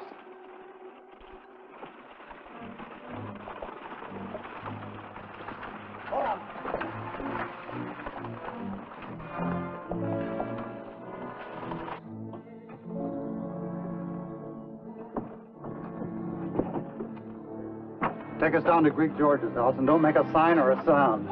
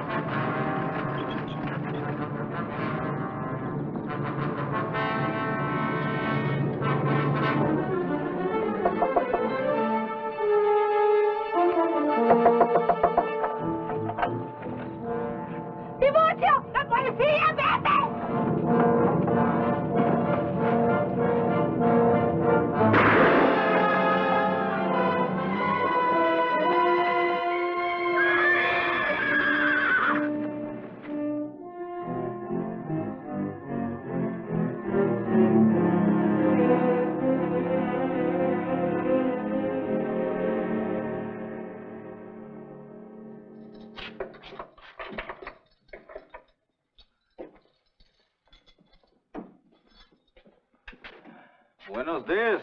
The doctor fixed you up, did he? Good as new. All your gringo bullets couldn't kill me. There's still a hangman's rope. I'm not so bad a man as you think, Sheriff. Sure, I robbed a little, tied a few people up. But the Americanos, they drove me to it. They persecuted me. Save your breath, Vasquez. You'll need it in court. I'm going to have a big trial. You'll have a fair trial. Everybody will come to see me. The ladies will weep.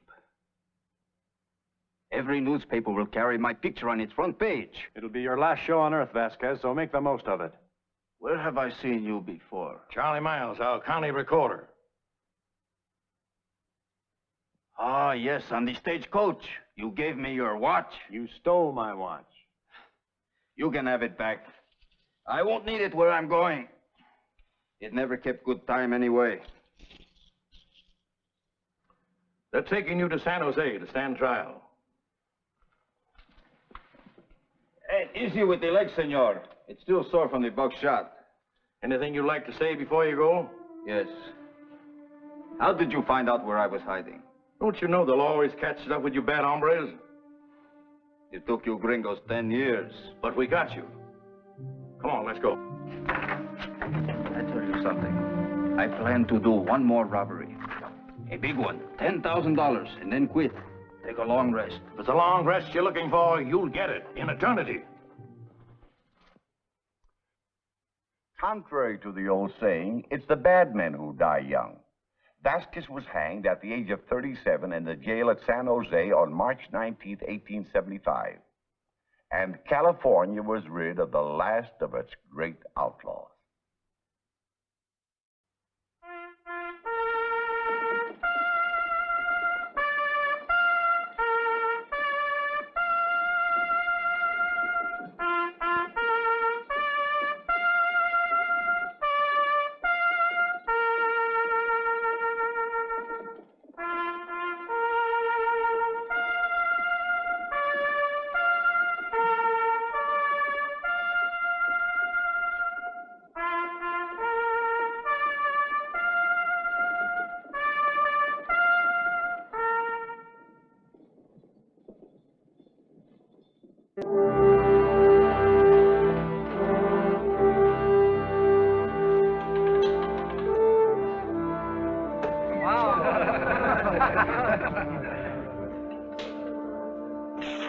On the house, Lloyd. Don't get the chance very often, you know. Well, thanks, Hill. So you're heading up into the Bitterroot in the morning, eh? Yep. Make the trip twice a year, you know. Trade with the miners at Grasshopper Creek. Taking much merchandise this time? Hill, I got things that'll knock their eyes out. Yes, sir. When I get back here 3 days from now, this old saddlebag will be bulging at the seams. $8,000-9,000 worth of gold and dust.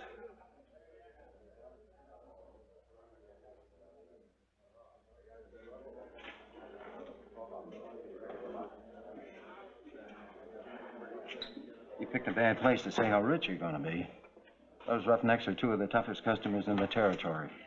Looks like just a couple of down-at-the-heel drifters to me. It'd soon kill you to say hello.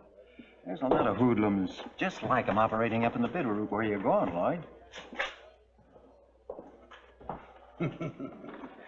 Don't you worry about me, my friend. I'll be back here Friday night. All in one piece. I hope so. I'll feel better when I see you.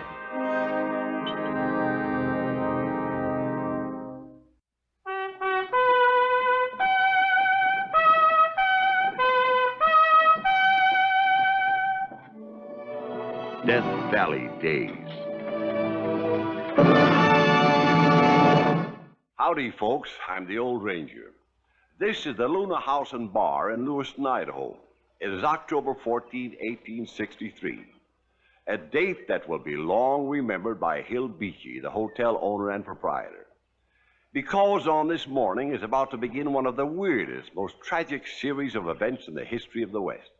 Events that would lead to a trial by fear. To Lloyd Magruder, a prosperous merchant from nearby Elk City, there is no hint of impending danger as he sets off on a routine trading trip up the Nez Trail. But in the mind of the hotel man, put it down to premonition or what you will, there is deep concern. Only 2 mules, Lloyd?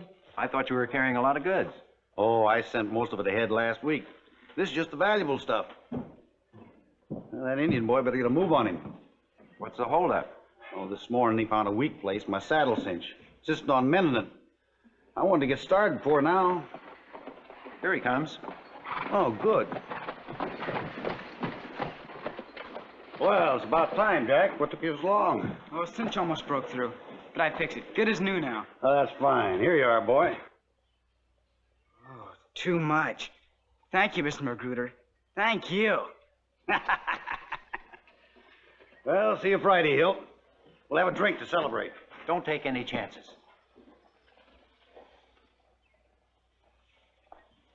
Now, see here, boys.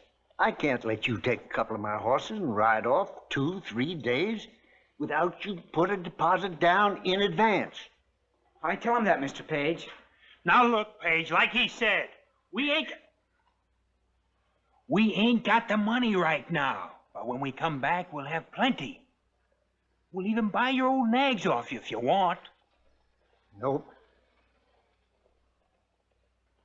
Say, where you gonna get all that money? We got a big deal on the fire. Make us a pile. But we gotta be there to collect. Talk's cheap. Nothing doing. Hey, wait a minute. I got an idea. Maybe we can cut Pop in.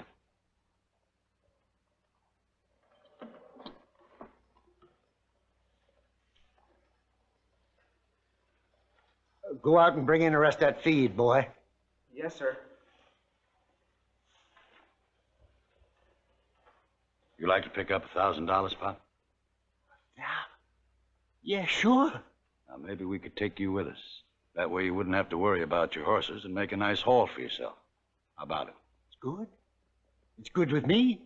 Got a strong stomach, Pop? We just might run into a little rough stuff. Now, hold on, boys. If there's gonna be any shooting. Now, don't worry, Page. You're not going to get hurt. You're not going to have to get mixed up in any dirty work. I don't know. I don't like violence. But you do like $1,000, don't you? Of course you do. Now, come on, let's get those horses saddled, Pop. Kind of quiet this morning, ain't it, Mr. Beachy?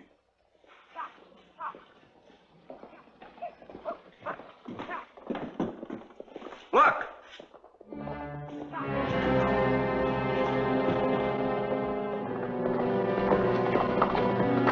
It's those roughnecks, Lowry and Romaine. They got a hold of some horses somewhere. Hey, and there's old Will Page right behind him. Now, what's he doing with the likes of them? I was afraid of that. What do you mean? Those men are out for no good, Luke. I know it. When they have old Will Page along? Oh, boss, you're imagining things. You better have a drink.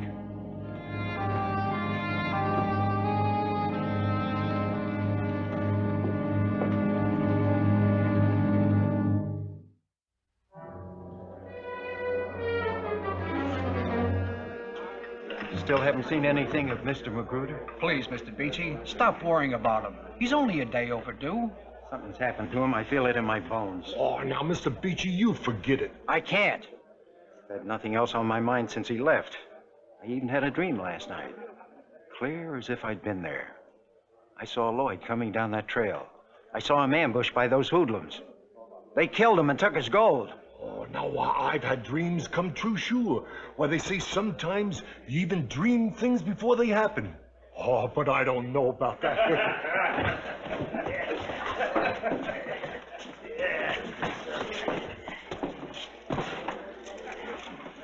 Strike it rich, Will.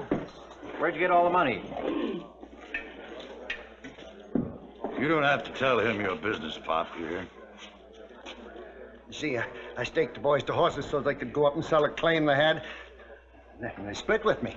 Where'd you really get the money? It's just like I told you. Ask him.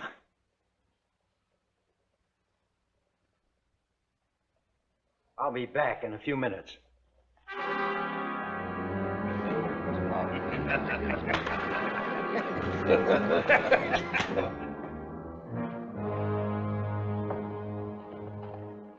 Hold your horses, Hill. You're asking me to arrest 3 men because you think they've killed somebody? I don't think I know. Sure, you've had a dream. But that still doesn't prove anybody's been murdered.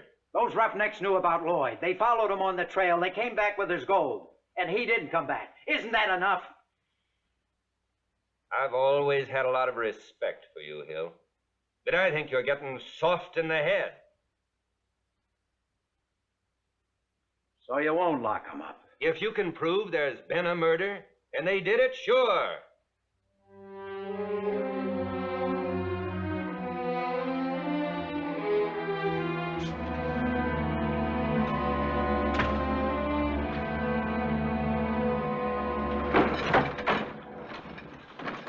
Sorry, Mr. Beachy. Well, you're in a mighty big hurry, Ferris, going to a fire? Nope, heading for your place to get a drink. Just brought a wagon train down the Nez Perce Trail, and I'm dry. Wait a minute. Did you come through Grasshopper Creek? Yeah? See anything of Lloyd Magruder? Sure. He was doing a land office business with the miners, making money hand over fist. Was he there when you left? No, he struck out. Let's see, a Friday morning. Ain't he home? No, and he won't be. Now I know. If the sheriff won't do anything about this, Judge Barry will.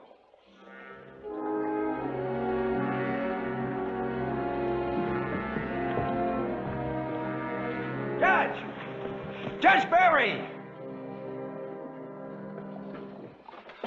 I've been looking for you, Judge. I want you to do something for me. If it has to do with issuing an arrest warrant, Vichy, the answer is no. Now, wait a minute, Judge. When you know the whole story... I do know the whole story. It's all over town, including the details of that ridiculous dream you had. But there's more than a dream. There would have to be, I assure you. Now, when you have definite proof that someone has been murdered, and sufficient evidence as to who committed this foul crime, then I shall be happy to take action. Until that time, good day, sir.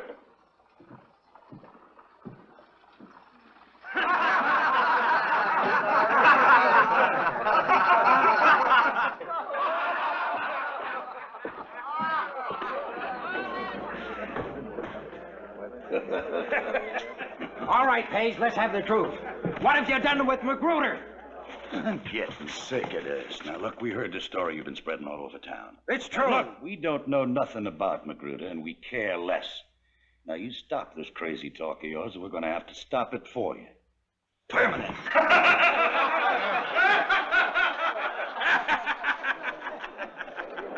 I want to talk to you, Hill. Listen to me, Beachy. Those men are hoodlums. We all know that. They've got a lot of people on their side. Now, if you don't stop accusing them, there's just liable to be a murder in this town. Yours. So I gotta prove what I say, huh? All right. Tomorrow morning I'm heading up that trail myself. I'll find your proof. And when I get back, there's gonna be a lot of red faces around here.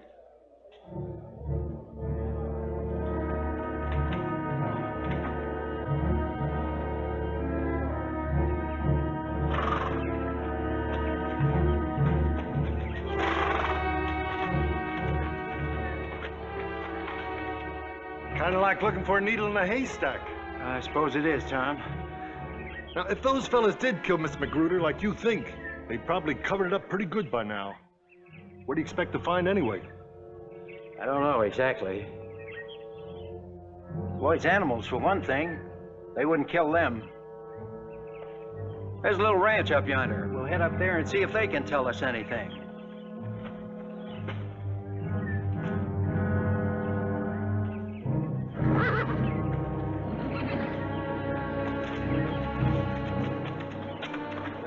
There'd be anybody here, Mr. Beachy. Anybody home? Going to town, maybe. Tom, look. What do you see, Mr. Beachy? Those mules.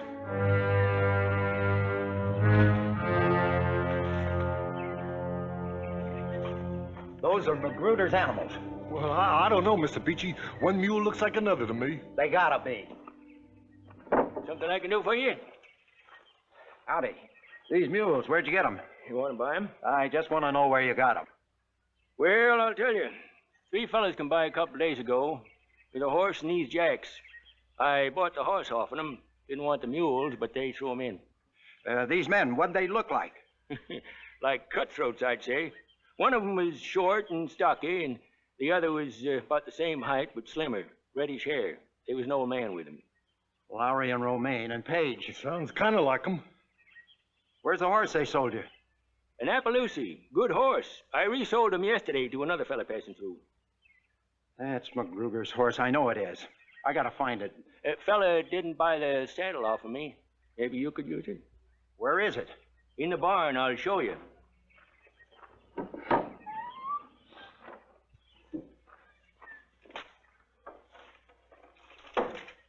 This is Magruder's saddle. I know it is. Sell it to you cheap. $10 maybe?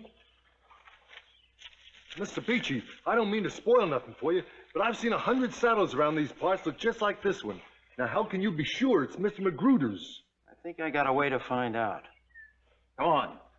We're going back to town.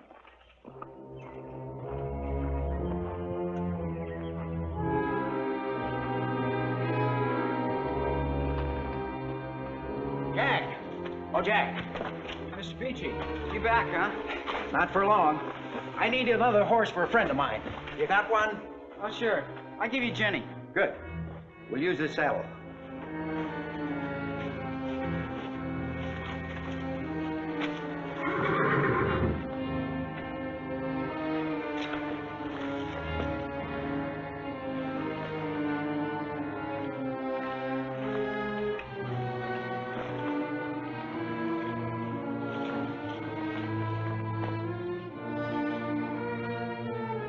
Mr. Beachy?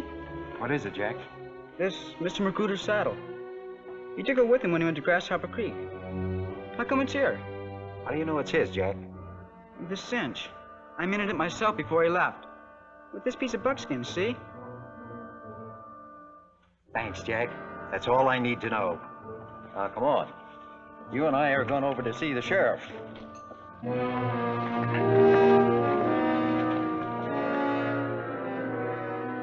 Now, you'll swear this is Magruder's saddle.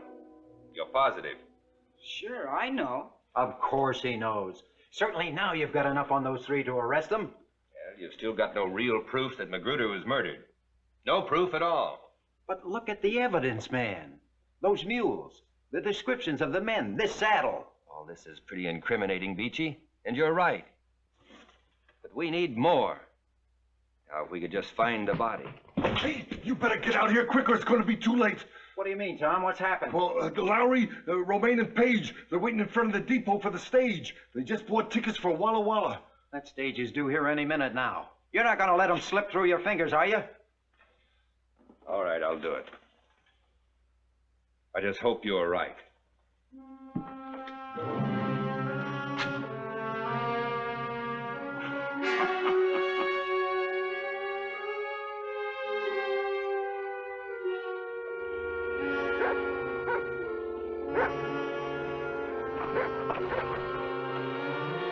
Ranger boys aren't going anywhere. You're coming with me. Yeah, why? You're all under arrest. Arrest for what? Suspicion of murder. Oh, I wouldn't try that, Lowry. Get their guns, Beachy. You're making a big mistake, Sheriff. We ain't murdered nobody, and nobody's gonna prove we did. Oh, you'll have a chance to clear yourselves if you're innocent. Now get moving. Come on, you two, Page. All you're doing, you meddling old fool. All that wild talk you've been putting out. Well, I know my rights. We're going to be out of that jail in 24 hours. And when we are, the first one we're coming for is you. Shut up and get moving.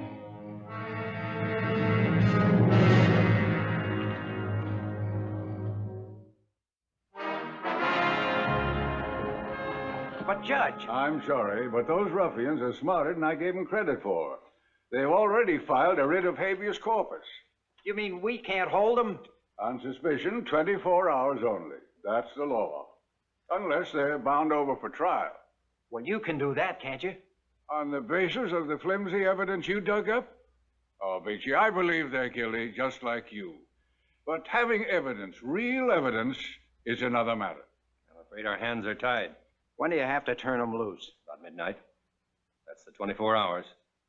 When they're free, I suggest you watch out. I'm not worried for myself. I just want to see those men hang. Most everybody does. Oh, I know people laughed at you when you first made those accusations, but they're all with you now. Sure, even the vigilantes are all steamed up. Vigilantes? Oh, now look here, Beachy, you of all people. You wouldn't go along with mob rule. Why, that's a horrible thing. Innocent people get hurt. We'll have no mob violence in Lewiston. Sheriff, you see to that.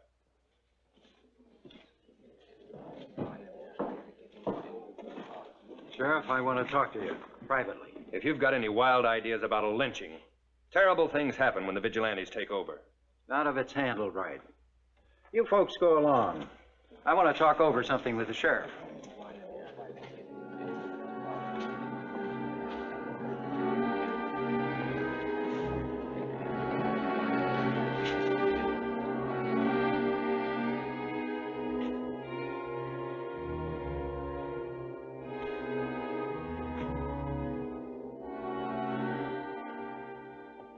Cheer up, Pop. We're going to be out of here in another hour.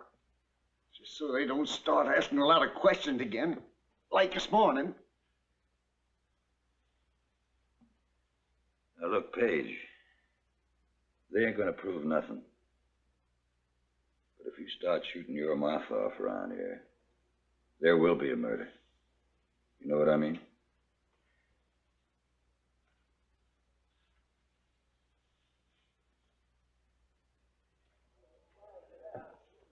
Now look, Mr. Beachy, we're all with you. The whole town's with you. But are you sure this is the right way? I'm sure. We'll use that lamp. Toss it up. That's good. All right, bring up the horse.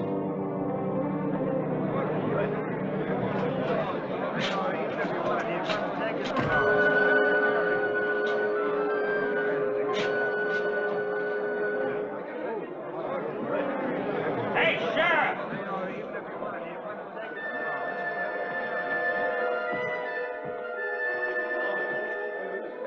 What's going on out there? You boys take it easy. Vigilantes are trying to take over, but I'll see you're protected. They can't do that. They can't hang innocent men.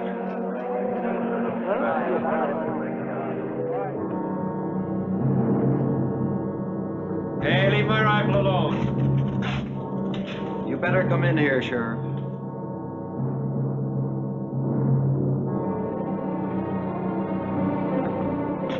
Let's have the key to that cell.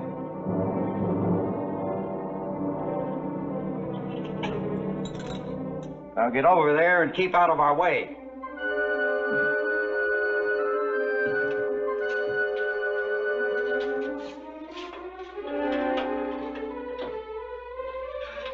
Flowery, you're first. You can't do this! We got a right to a fair trial! You'll get one right now.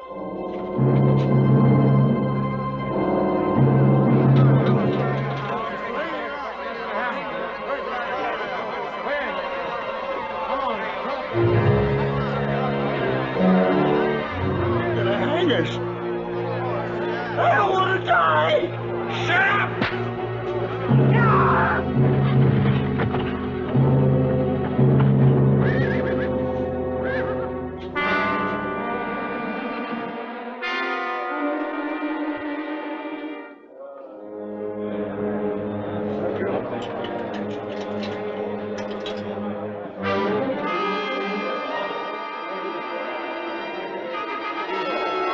You're an extra, Lane. Let me go, you want innocent blood on your hands, you're right! You got anything to tell me? Come on.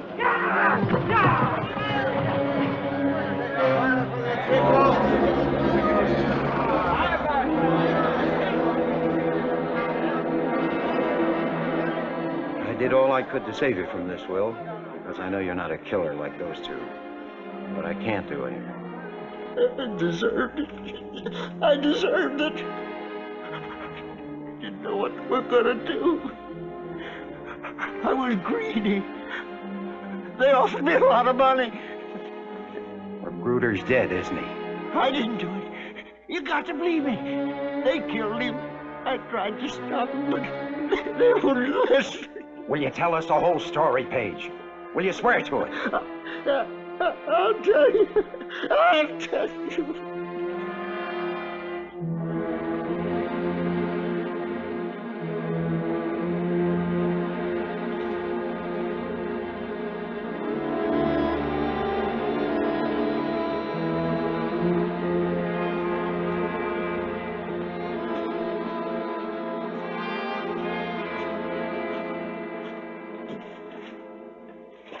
He'll talk. Bring him in.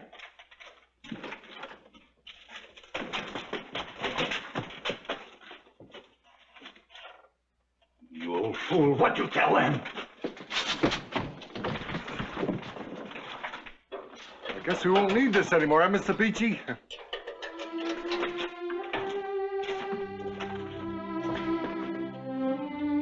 I'm sorry I had to put you through this, Will. It was the only way. I'm not sorry, Mr. Beachy. I'm glad it's over with. I couldn't have lived with it.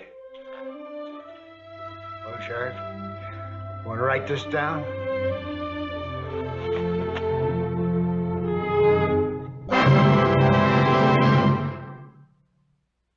Faced with William Page's signed account of the crime, Chris Lowry and Jim Romaine confessed to the murder of Lloyd Magruder. And on March 4, 1864, they were put to death by hanging. Now, the old man was exonerated of guilt, but his reprieve was short-lived, for soon afterward he met death in a drunken brawl. Now, Hill Beatty's premonition had paid off in justice and written an end to a black page in the history of the West.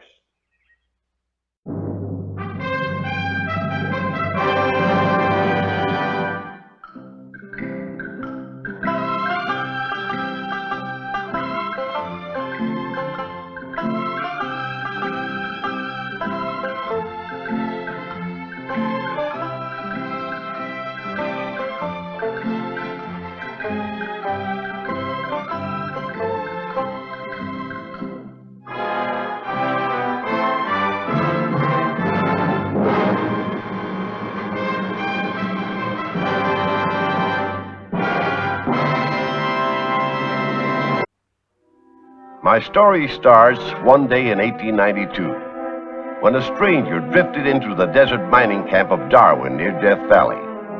He carried with him a small black bag, which contained what soon became famous as Pharaoh Bill's Layout. Within a few hours, he had made a deal with the owner of Darwin's big casino and set himself up with his Pharaoh Layout.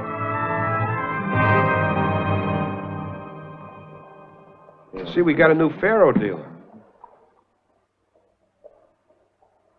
Where'd he come from? How would I know? My guess would be either Frisco or Denver. He's got a smooth look about him. Well, he better not try any of his slick tricks on us. We'll run him out of camp. Listen to the sidewinder. The fellow's hardly unfolded his outfit, and already you think he's a crook. Man, look at them hands. He wasn't born yesterday. There's no law says you gotta play Pharaoh sidewinder. Go shoot craps.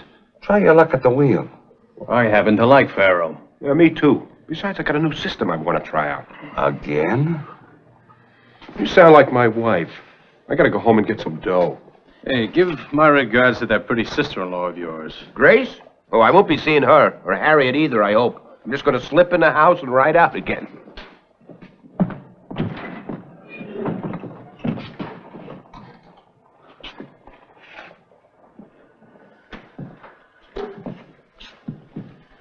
Game running?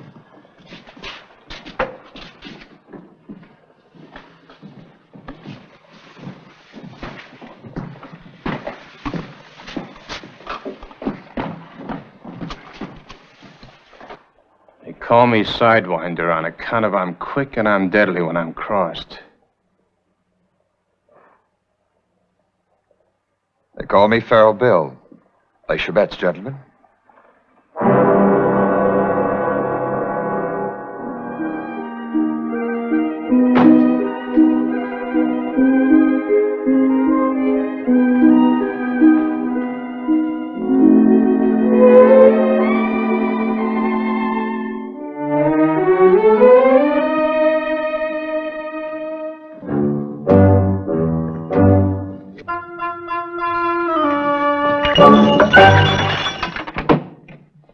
What in the world? Oh, drat that cat. He jumped up on the mantelpiece and knocked the jar on the floor. Bad Samantha.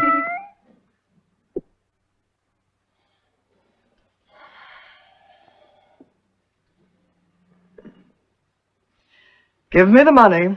Oh, Harriet. I'm putting that money by for sewing machine. It's not going to be squandered on gambling.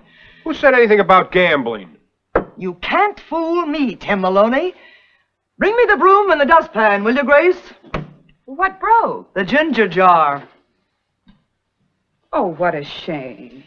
Let Tim sweep it up. Oh, not me. I got an appointment. You're not going near that deadfall again. Oh, now look, I can watch, can't I? Even if I can't play. I don't trust you. Oh, well, look at that. New fella's going to need somebody to keep cases for him. What new fella? Oh, new faro dealer just hit town. Another? Oh, this one isn't like the regular run of tin horns. He's got class. Class? Yeah, that's what I said. I love that. A gambler with class. What do you know about gamblers? You ever met one? Heaven forbid. Well, I bet if I brought this faro dealer home here, you wouldn't... Tim, don't you dare. No, I just said if. There are some things I draw the line at, especially where there's a young, unmarried sister in the house. Oh, for Pete's sake, you think it was like smallpox? It's worse. You can vaccinate for smallpox. When you get married, Grace, marry a man who doesn't know one card from another. I'll make sure of that, after seeing the cross you have to bear. Of course, Tim isn't really bad. He don't drink or beat me up. And when I catch him like I did today, the money. He got away with it. He's taken it to the casino to play faro with. Oh, whatever am I going to do with that man?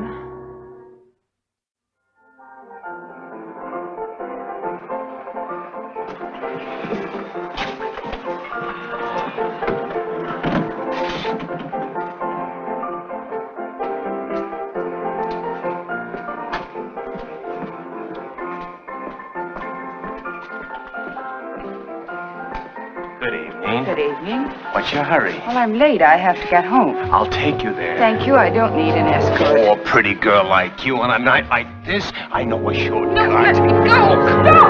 Let me go. Stop. Come on, give me a little kiss. No. Help. Help. Help.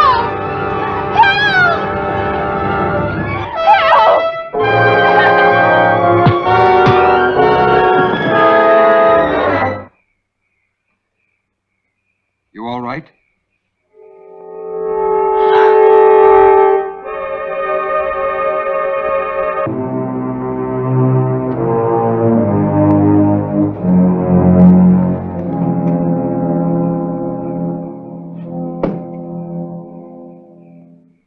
Stay away from this girl from now on. Savvy?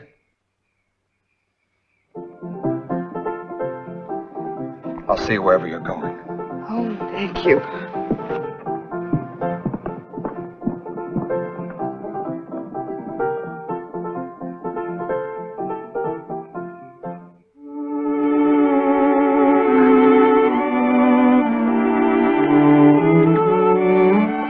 This is where I live.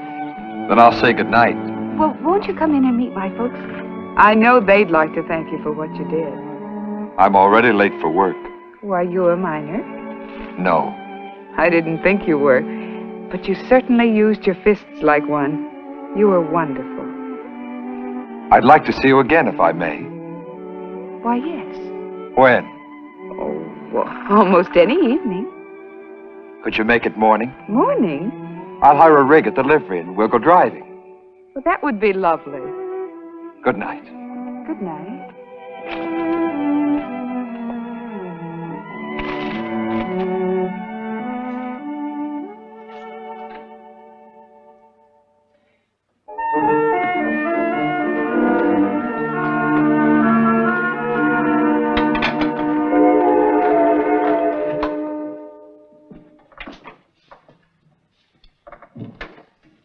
Grace, we were getting worried about you. What happened? Well, I was detained. Here, you can take over. Tim, I never knew such a shirker. I hope when you get a husband, Grace, he's domesticated. What do you keep needling the poor girl for about getting married? I want to see her happily settled. I will be, one of these days. Well, don't wait too long. Yeah, grab the first man who asks you, like Harriet did. Tim Maloney! I wouldn't care if he was domesticated, if he had everything else I wanted in a man. Such as what? Courage and strength, the ability to stand up and fight for a woman, and yet tender. You talking about somebody imaginary? No, he's real. Perfect description of me. Tim, where are you going? Where do you think? To buck the tiger. Tim! Oh, of course. Today was payday. Who is this man you've met? It's a funny thing. I forgot to ask his name.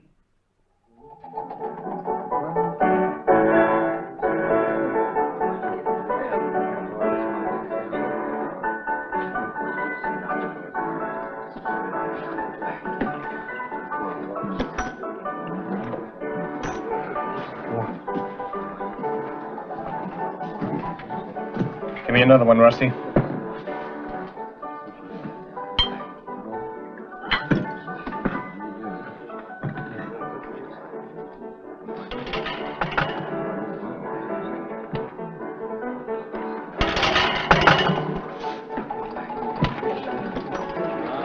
I'll call a turn this time. My system's gotta work.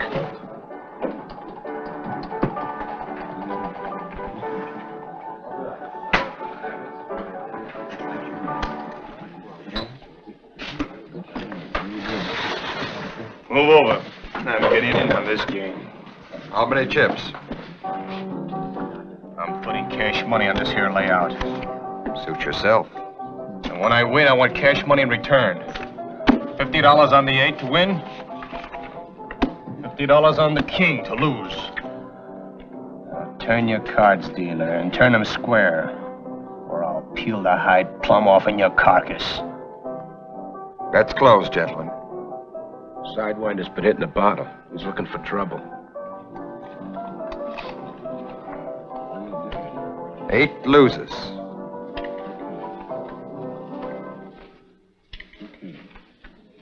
King wins. You bet it to lose. Whipsawed, blast of luck. This isn't your night to howl, Sidewinder. You better quit. I'm going to clean up the shopper if it takes me all night. Hey, you. What kind of a limit do you have on this game? For you, the sky. Good. Because I'm going to bust the bank and get rid of this deadfall of yours once and for all. Here's $4,000 even. Turn your cards over for this, you piker. Get it placed so there'll be no arguments after the cards fall.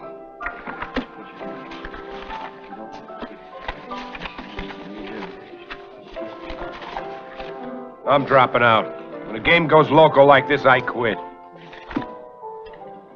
Are you ready? Go ahead and deal.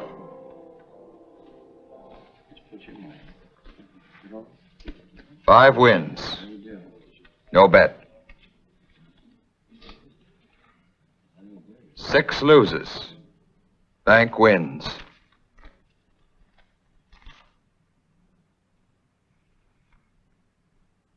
10 wins. No bet. 4 loses. Bank wins.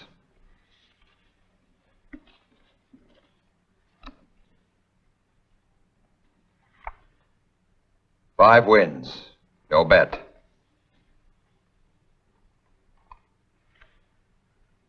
8 loses. Bank wins.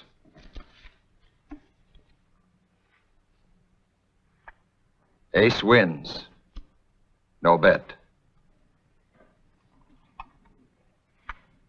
Queen loses. Bank wins. Why, you dirty crook, you can't get away with this. Take it easy, Sidewinder. This game is a skin and a brace. And I'm asking for my money back. You're drunk. I'm asking for it with this.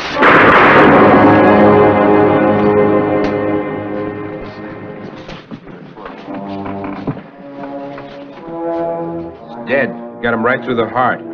I had no choice. It was him or you. You shot in self-defense. We'll testify to that. The Sidewinder was a bad hombre. Darwin's well rid of him. Carry him out in the back room, boys. We'll notify the coroner.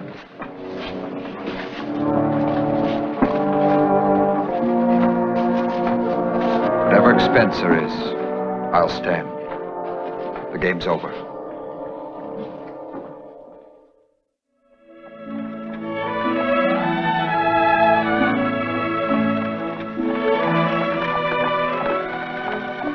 When my sister asked me who I was going driving with, I had to admit I didn't even know your name. William Barton. Was she shocked? I assured her you were a gentleman. Bless you. I think she was rather pleased that I'd met someone out here I liked. You must have more admirers than you can shake a stick at. Oh, the thing is, most of the men out here are so crude or rough. Or even beasts like that horrible Sidewinder. Forget about him.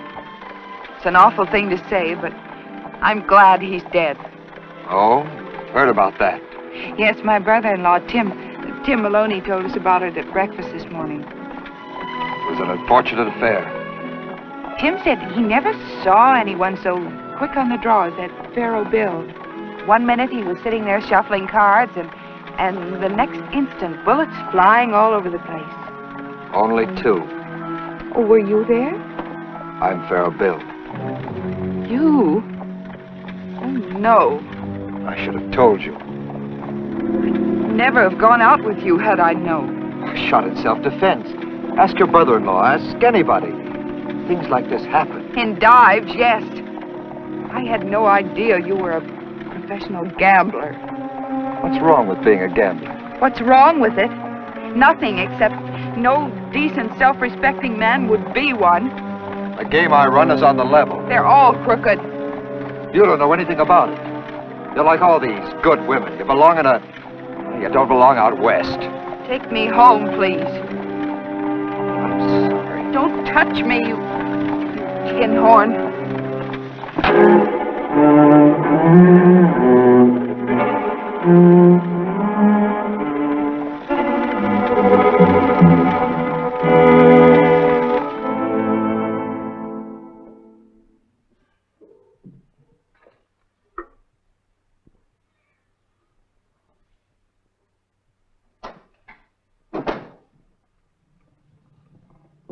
Did you have a nice drive?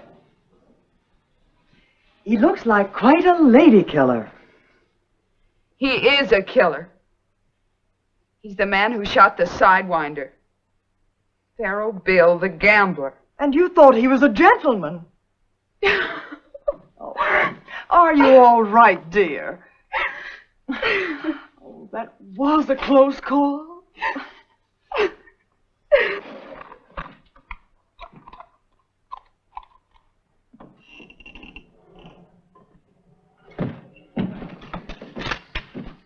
Hey, what's the idea? I'm folding. You're not leaving town. Yep, on the 4 o'clock stage. It's not on account of the shooting.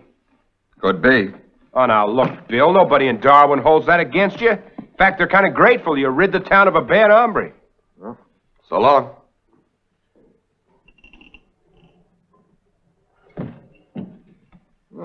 Just when I had a new system worked out that I wanted to try, too.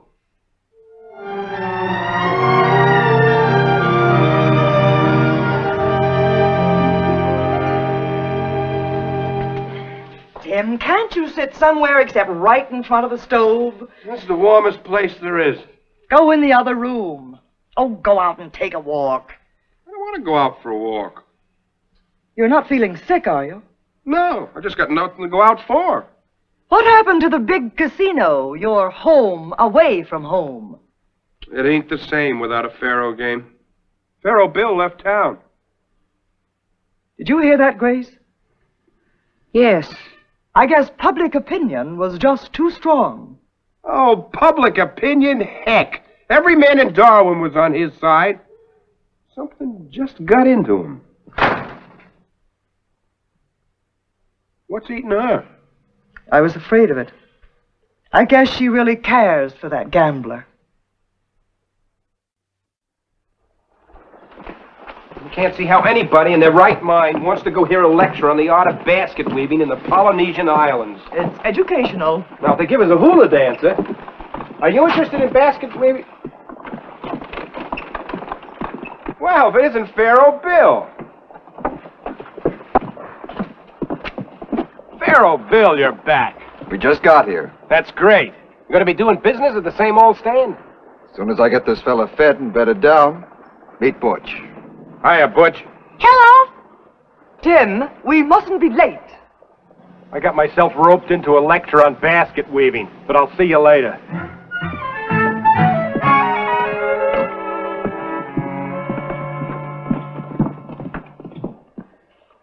Who was the boy with him? His name's Butch, that's all I know. You don't suppose it was his own son? Could be. But that would mean that Pharaoh Bill was married. Well, if you're so interested, why don't you go back and ask him yourself? It's not on my account. Well, I couldn't care less.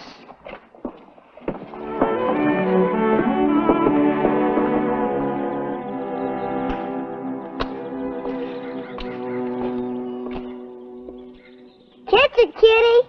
Her name's Samantha. Oh. What's your name? Butch. Butch what? He's a good jumper. You're the little boy I saw with Mr. Barton the other day. Who? Oh, you mean Bill. Oh, then he's not your father. No, ma'am.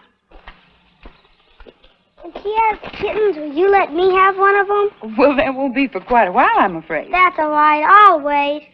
Oh, you're planning to stay on here then, in Darwin? Yes, ma'am. You come over any time you want to play. I like little boys. I like you. You're nice.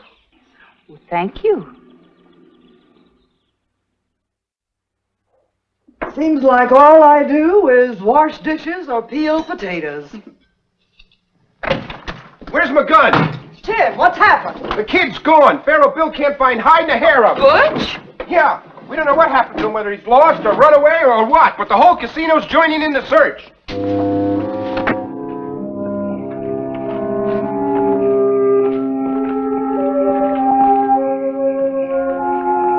He's not in here. Butch! Butch!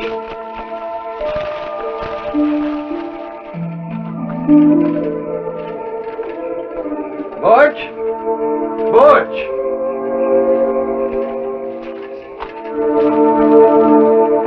Butch!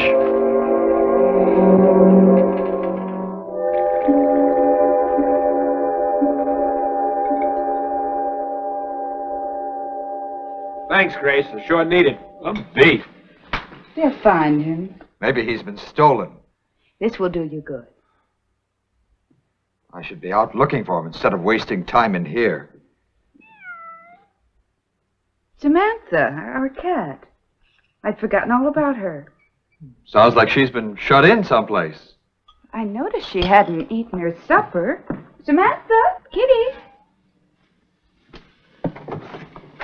So that's where you are. How did you get yourself locked in a closet?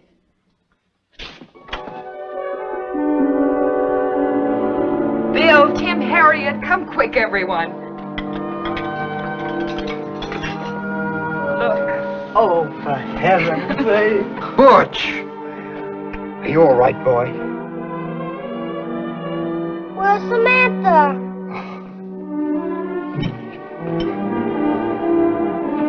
It's right here in the house.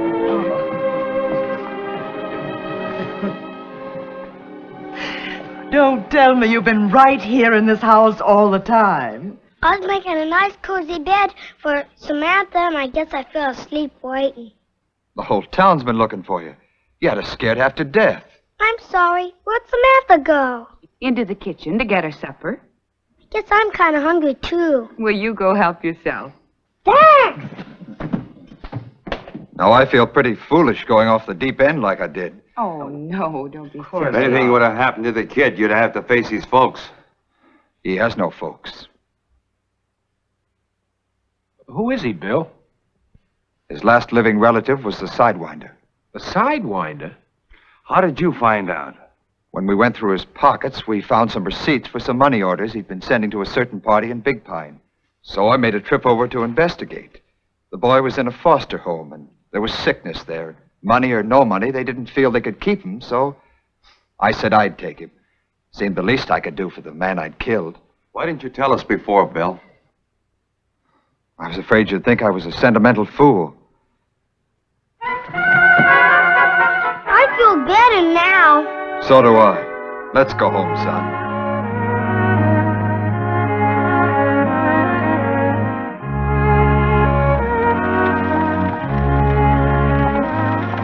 Don't give any of them away. Let me have them all. 5 kittens? Where would you keep them? Not at the big casino. Gee, I wish we had a house. That calls for a woman. Would you come and live with us, Miss Grace? Couldn't you, Bill? You took the words right out of my mouth. Last time we went driving, you said I didn't belong out west. I was wrong. So was I. About a great many things. Will you, Miss Grace? Will you? You know, the layout, it's up to you to call the turn. Everything I have. To win. Oh, boy!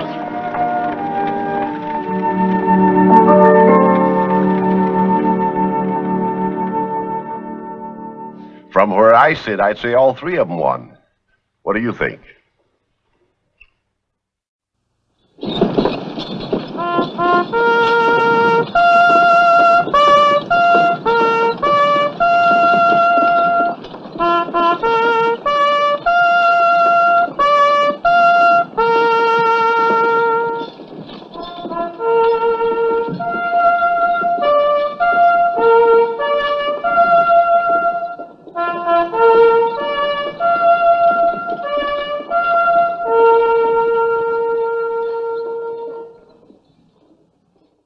আমাদের second challenge কি হতে যাচ্ছে?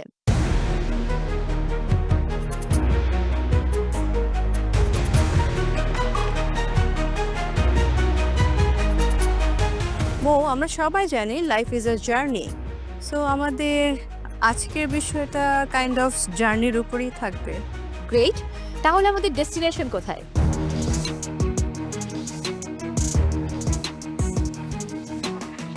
মো, এটা হলো সেরা রাঁধুনির মহামন্ত্র। আমরা কেন একটা ডেস্টিনেশনে থাকবো? আমরা অনেকগুলো ডেস্টিনেশন ঘুরে আসবো, অনেকগুলো দেশ। আমার একটা প্রশ্ন এখানেও রয়েছে, আমরা কিসে করে যাব? বাস, ট্রেন আর প্লেন?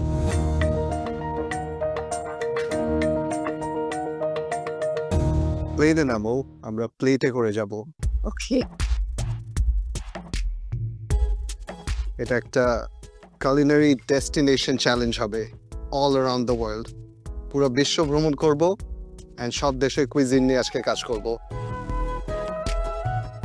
পার্টিসিপেন্টস, তাই আজকে এবং আগামীর আমাদের থিম থাকছে স্বাদের বিশ্ব ভ্রমণ।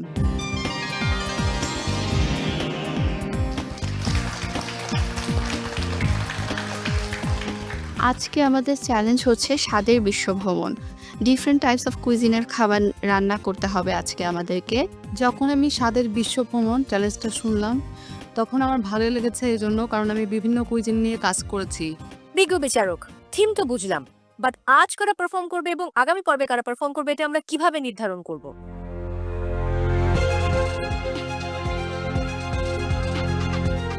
আজ আসলে 20 জনই পারফর্ম করবে। হ্যাঁ,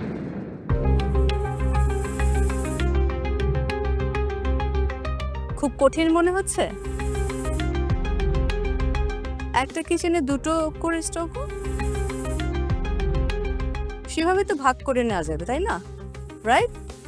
আচ্ছা, আরো সহজ করে দিচ্ছি, আসলে 10 জনেরই রান্না হবে।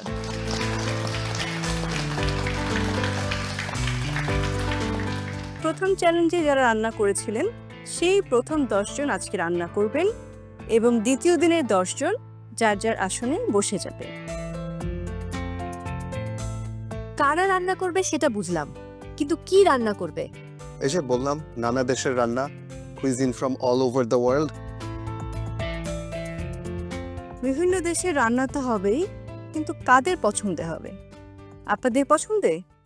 না।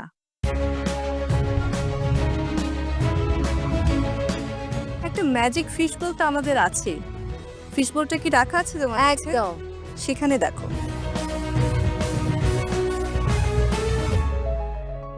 ফিশ বোলের রেসিপি চুজ করার আগে আরেকটা পার্ট আছে।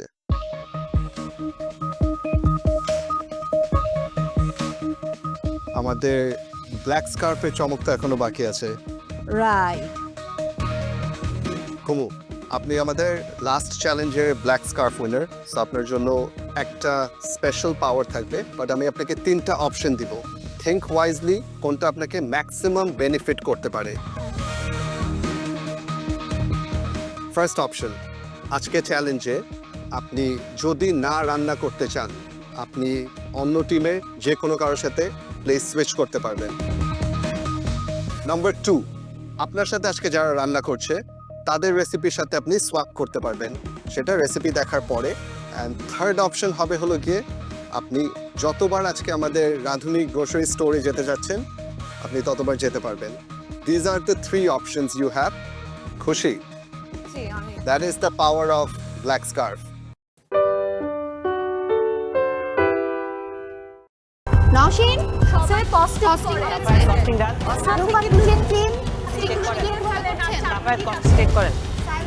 ক্লিন করেছেন? আপনি নিচে ডাস্ট করে আছে, এটা ক্লিনিং করবেন। আচ্ছা আছে, কস্টিং হয়েছে। আর মাত্র 30 মিনিট বাকি আছে। Only 30 minutes. সো এই 30 মিনিটসের মধ্যে রান্না শেষ করে প্লেটিংটা কমপ্লিট করতে হবে। Okay? Thank you, carry on.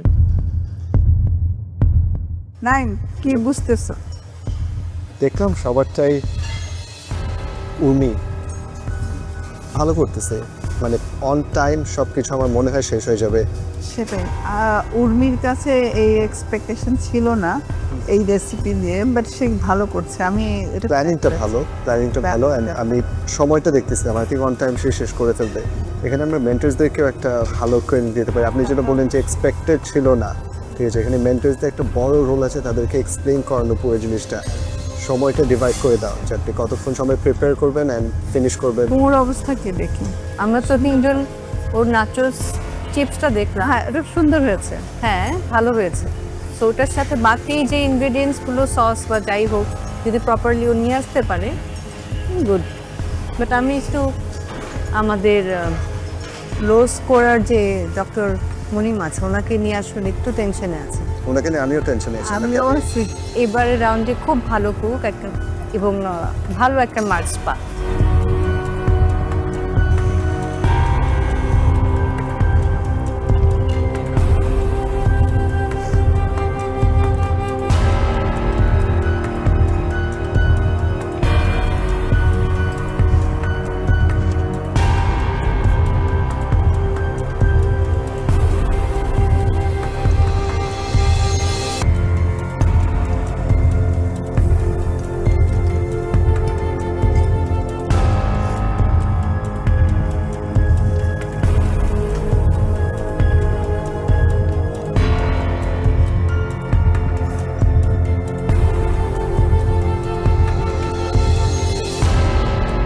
Participants, আর মাত্র 10 মিনিট সময় বাকি আছে।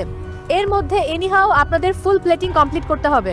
আর আজকে আপনাদের কাছ থেকে আমরা চমৎকার প্লেটিং দেখতে চাই। ওকে?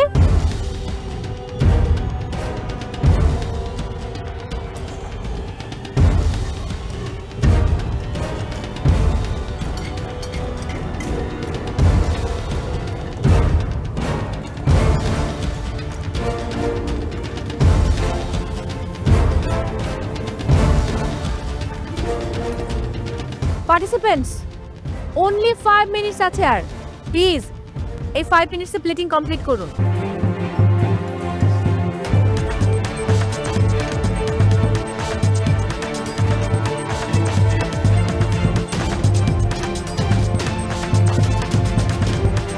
Only 48 seconds.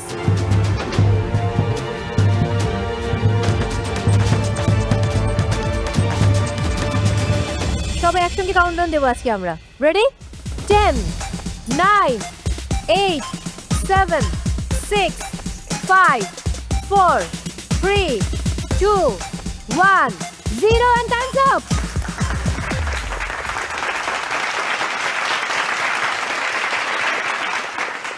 ওকে 2 ঘন্টা শেষ, তার মানে আপনাদের কুকিং টাইম শেষ। এবার দেওয়া হচ্ছে 15 মিনিট, যার মধ্যে আপনাদের কস্টিং কমপ্লিট করতে হবে, একই সাথে কিচেন ক্লিন করতে হবে, এবং সেই সময় শুরু হচ্ছে এখন।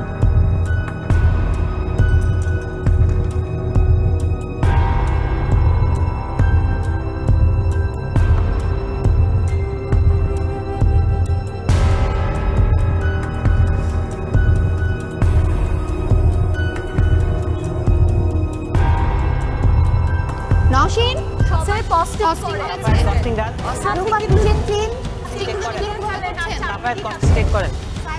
ক্লিন করেছেন, আপনার নিচে ডাস্টবিন আছে, ওটা ক্লিনিং করবেন। আচ্ছা আছে, কস্টিং হয়েছে ফুড ফাইল করবেন না, ভিতরে ঢুকে যান, ভিতরে ঢুকে। কোনো আপনার ওগুলো ক্লিন, নিচেরগুলো ক্লিন করা।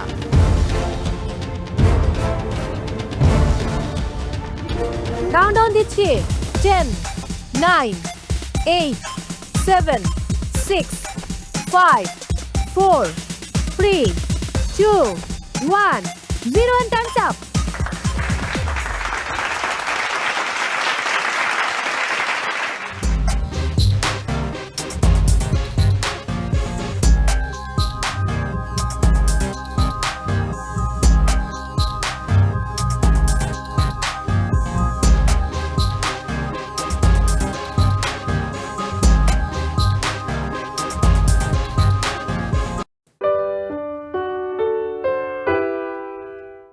এই লাল কাপড়ে মোড়ানো রহস্যটা আমরা উন্মোচন করতে চাই।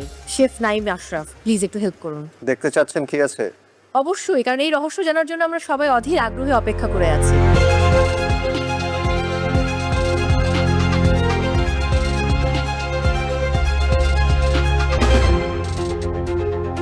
আজকের বিশেষ ইনগ্রেডিয়েন্ট কি?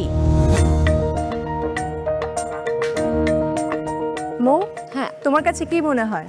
আমার গেস করতে একটু প্রবলেম হচ্ছে। তোমার গেস করতে প্রবলেম হলে কিন্তু আমাদের যে প্রতিযোগীরা আছেন তারা কিন্তু খুব ভালো গেস করতে পারেন। আমার মনে হয় তাদের কাছে একটু জিজ্ঞেস করা উচিত আজকে কি থাকতে পারে ইনগ্রেডিয়েন্ট। আচ্ছা পূর্ণিমা আপু, গেস করলে কি তার জন্য কোনো অ্যাডভান্টেজ পাবে? সঠিকভাবে গেস করতে পারলে নিশ্চয়ই কিছু না কিছু অ্যাডভান্টেজ তো থাকবেই। ওকে, তাহলে কে গেস করতে চান একটু দেখি।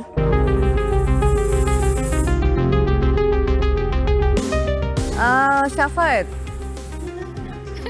Guess king. আমি আসলে কোনো কিছু গেস করতেছি না, যেহেতু আমাদের চ্যালেঞ্জটাই হচ্ছে এই তো বাংলার স্বাদ, অবভিয়াসলি বাংলা আমাদের ট্রেডিশনাল কিছুই হবে। আচ্ছা, তামান্না হাত তুলেছিল। ইনগ্রেডিয়েন্টস গেস করতে হলে করবো না, যদি গেস করার পর ওটা চেঞ্জ করে দেয় তাহলে তো সমস্যা। নিশাদ খুব হাসছেন, কি রয়েছে আজকে? আমি হাসছি কারণ মহামঞ্চে যখন ঢুকি তখন সবসময় চিন্তা করি যে আমি সিলেবাসের বাহিরে মানে প্রশ্নপত্রের উত্তর দিতে যাচ্ছি। এখন আমি তার জন্য কখনোই কোনো কিছু গেস করি না, যেহেতু আমি রান্না পারি তো যেটাই আসবে কিছু না কিছু করে দিতে পারবো ইনশাল্লাহ। অনেক হলো অনুমান বিজ্ঞ বিচারক, এবারে আসলে কি হতে যাচ্ছে আমি সেটাই জানতে চাই। ওয়েল, কেউ যখন গেস করতে পারছে না, দেরি না করে আজকের স্পেশাল ইনগ্রেডিয়েন্টসটা নিয়ে আসা হোক। যথা আজ্ঞা, তার মানে টিম আজকের ইনগ্রেডিয়েন্টস নিয়ে আসুন।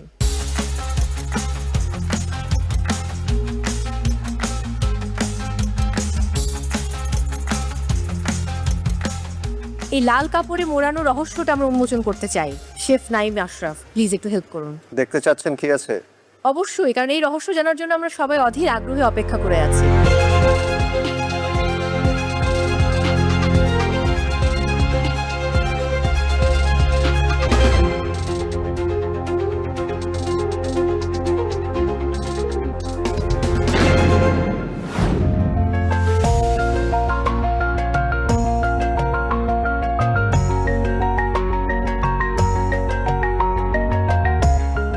পার্টিসিপেন্টস, আজকের আমাদের মেইন ইনগ্রিডিয়েন্টস এটাই, কচুর ডগা আর কচুর মুড়। গত পর্বের মতো এক্স্যাক্টলি সেমভাবে আমাদেরকে আজকেও দুটো রেসিপি বানাতে হবে। সাথে আপনারা যদি চান কমপ্লিমেন্টারি অর সাইড ডিশ একটা বানাতে পারবেন।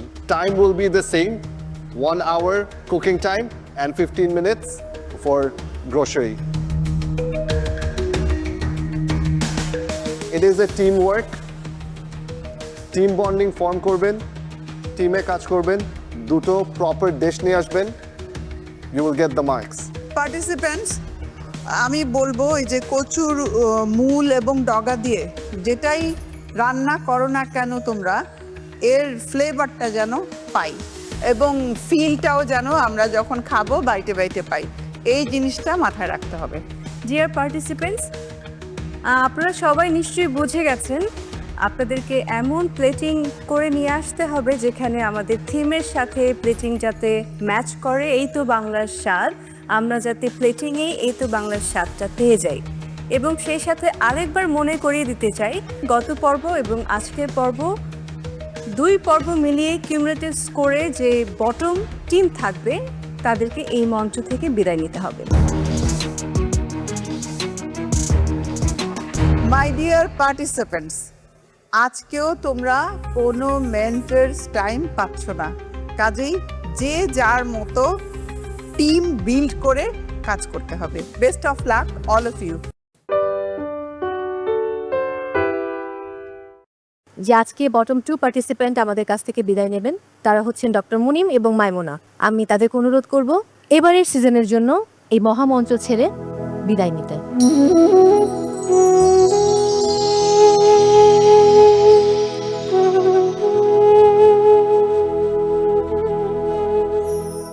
দুটো চ্যালেঞ্জ মিলিয়ে এই মুহূর্তে বটম 2 পার্টিসিপেন্টসের স্কোর দেখে নেব। ডক্টর মুনিম হোসাইন 37.6, মাইমুনা আক্তার 40.6। ডাক্তার মুনিম, প্রথম চ্যালেঞ্জে খাবারটা একদমই ভালো ছিল না, আমরা সবাই দেখেছি, বাট আপনি চেষ্টা করেছেন আপনার জায়গা থেকে। আজকেও আমি খুব আশাবাদী ছিলাম যে আজকের পারফরমেন্স খুব ভালো হবে, ভালো হলো না। বিজ্ঞ বিচারকেরা বললেন আপনার মেন্টর কাজ ছিলেন আপনার জন্য। আপনি আসলে এই মুহূর্তে কি বলতে চান আমাদের উদ্দেশ্যে? সেরা রাঁধুনির এই মহামঞ্চের যে লেভেল, সেই লেভেলের জন্য আমি রেডি না। এই লেভেলে ওঠার জন্য আমাকে আরও অনেক পরিশ্রম করতে হবে, আমাকে আমার এক্সপার্টিজ অনেক বাড়াতে হবে। আমার ফোকাসের কোনো ত্রুটি ছিল না। প্রবলেম যেটা, সেটা হচ্ছে আমার স্কিল, আমার এক্সপার্টিজ, আমার টেকনিকগুলো স্বল্প সময়ের মধ্যে ধরে একটা আউটপুট দেওয়ার যে ক্ষমতা, সেটা এখনও সেরা রাঁধুনির মহামঞ্চের লেভেল পর্যন্ত ওঠেনি। শেফ, মাইমুনা এবং মুনিম, এই দুজনের উদ্দেশ্যে কি বলার আছে? মাইমুনা অ্যান্ড মুনিম, তাদের দুজনের জন্য আমি বলতে চাই ইটস ভেরি আনফর্চুনেট। আমার অনেক আশা ছিল দুজনকে নিয়েই, but both of them are right. It is true যে they are not yet ready for the challenge. So next time be more prepared and come back. We will wait for you next সিজনে। দিলারাহানি পূর্ণিমা, আসলে প্রথম থেকেই আমি যখন audition round চলছে সেইটার কিছু ক্লিপিংস দেখেছি, স্পেশালি ডক্টর মুনিমের, তখন বলেছিলাম যে উনি হয়তো বা আমাদের এই মহামঞ্চে এসে অনেকগুলো চ্যালেঞ্জ পার করে যাবে। সেই আশাটা নিয়ে আমি সেই কথাগুলো বলেছিলাম।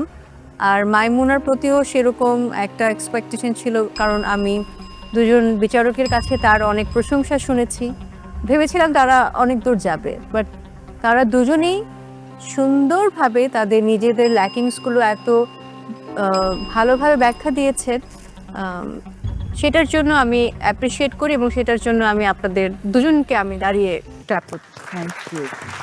মরে যাবো ম্যাডাম, মরে যাবো।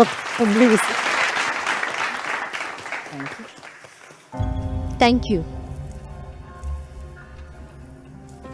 শ্রদ্ধেয় রাহিমা সুলতানা রিতা, আসলে মাইমুনা এবং মুনিম দুজনের প্রতি অনেক বেশি আশা ছিল, তবে একটা কথা বলতে হবে যে এই যে একটা চ্যালেঞ্জ আর এই যে একটা জায়গা, অনেক স্কিল্ড পার্সনও দেখা যায় যে একদিনের একটু ভুলের জন্য তারা কিন্তু এইখানে আর থাকতে পারে না, স্কোর কমে যায়। তো এই জায়গাটা এমনই যে স্কিল, ঠান্ডা মাথা, সব অনেকগুলো জিনিস একসাথে মিশিয়ে কাজ করলেই কিন্তু এই জায়গায় টিকে থাকা যায়, সাস্টেইন করা যায়। Thank you. মাহফুজুর রহমান, মাইমুনাকে নিয়ে কি বলবেন? আসলে এই মহামঞ্চে ছোট ছোট ভুল একজন মানুষকে তার নিজের স্বপ্ন থেকে অনেক দূরে সরিয়ে দেয়। এটা মাইমুনার আজকের এই রেজাল্টটা একটা সব থেকে বড় উদাহরণ আমার কাছে মনে হয়। আর থাকে না যে পরিবারের একটা সব থেকে আশাবাদী বাচ্চাটা যদি কিছু হয়, এটা অনেকে আশাহত হয়। আমিও ঠিক তেমন, মাইমুনাকে নিয়ে আমি অনেক আশাবাদী ছিলাম। সে হয়তো সামনে আরও অনেক অনেক ধাপ অতিক্রম করবে। সেই জায়গা থেকে আমার অনেক খারাপ লাগছে, কিন্তু আমি যেটুকু মাইনামুনাকে চিনি সে অনেক স্ট্রং মেন্টালিটি থেকে আসছে, তার হচ্ছে অনেক স্ট্রং যেই বুদ্ধিগুলো থাকে, তীক্ষ্ণ বুদ্ধি দিয়ে সে সামনে অনেক দূরে এগোবে, তার জন্য আমার অনেক অনেক শুভকামনা। Thank you. নাদিয়া নাতাশা। আমি আসলে গ্র্যান্ড অডিশনে ছিলাম, বাইরে থেকে দেখেছিলাম ডক্টর মুনিমের রান্না, তো আমার কাছে মনে হয়েছিল ও অনেক কিছু পারে বা অনেক স্ট্রং একটা মানুষ এই জায়গায় ক্ষেত্রে। বাট দুটো এপিসোডে যখন ও কাজ করেছে আমার যেটা মনে হয়েছে ওর নলেজের অনেক অভাব আছে, এটা বেসিক আমাদের অনেকেরই থাকে, যেহেতু আসলে সেই প্রফেশনের না। সো ওই জায়গাটায় হয়তো আমি যতটুকু দিয়েছিলাম ও অতটুকু নিতে পারিনি, বাট আজকে যেটা করেছে সে আসলে পুরোপুরি এফোর্ট দিয়েছিল। ওই জায়গাটাও আমার খারাপ লাগাটা আছে, যে চেষ্টা করেছে সে অ্যাটলিস্ট যাওয়ার আগে, সো হয়নি, খারাপ তো লাগবে কারণ আমার টিমের একজন চলে যাচ্ছে, ওই জায়গাটায় খারাপ লাগছে। বাট আমি জানি যে সে আবার ব্যাক করবে, নিশ্চয়ই শিখে সে আবার আসবে, তার জন্য সবসময় শুভকামনা থাকে। Thank you.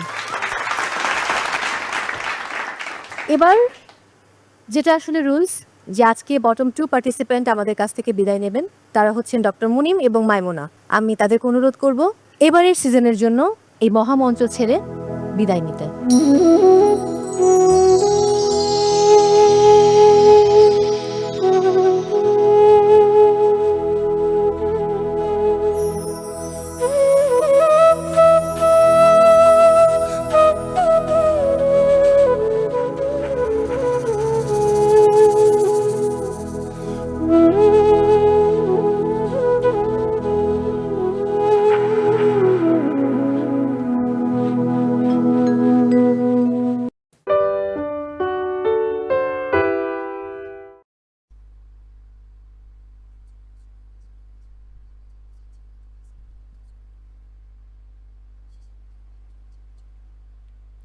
Là sao từ đây tao không hiểu anh.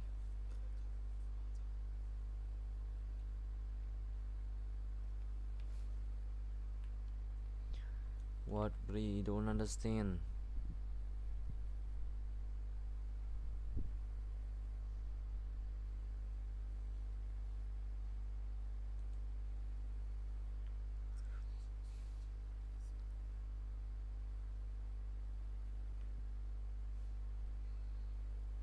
Ai vừa xem bên đây, tự nhiên không hiểu gì hết.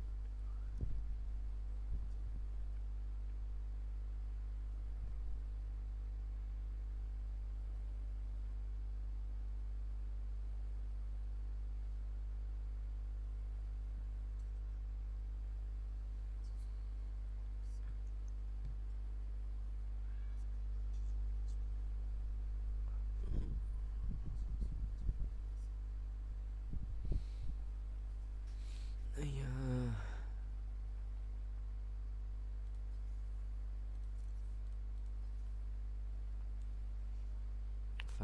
Farming.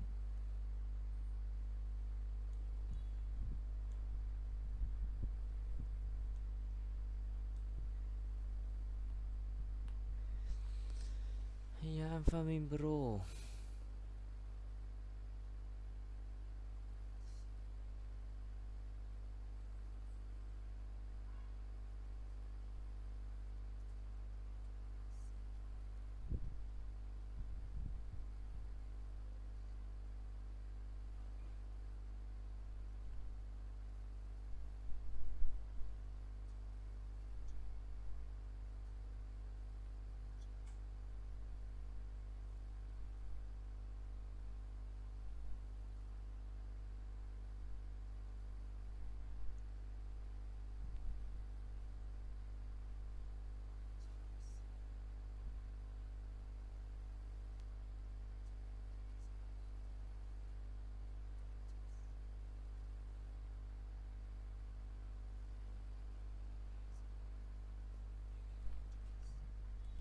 Let's farming. Chỉ em mấy cái vỡ cái thùng, hơi mỏi mắt đấy.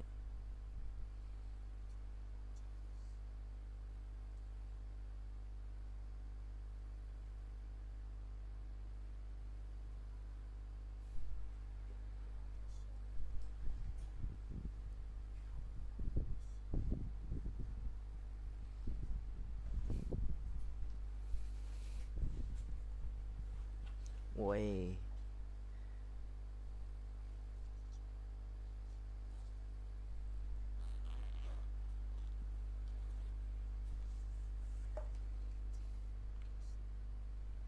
Wait. Chim trying ching.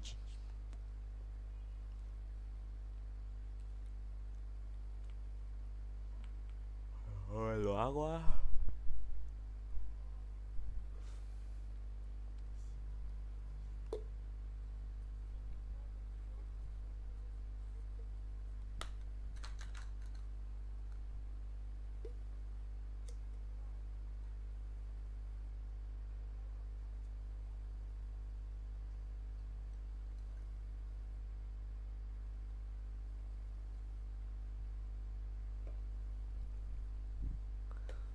Magnesium.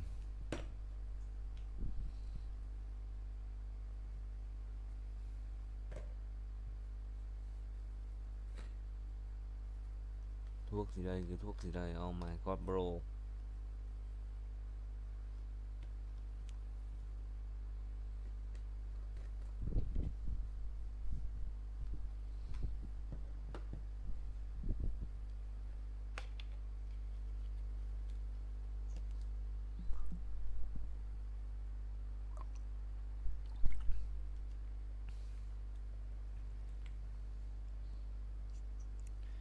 Kiểu này sẽ khiến tôi vui vẻ. Xong rồi, nhót rồi.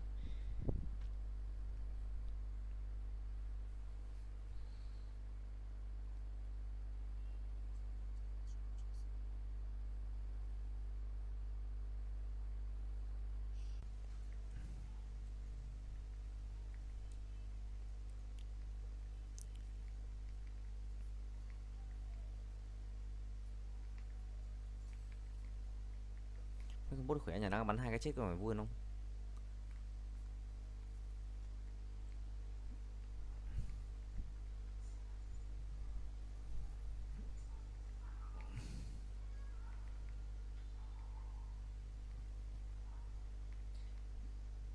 Mày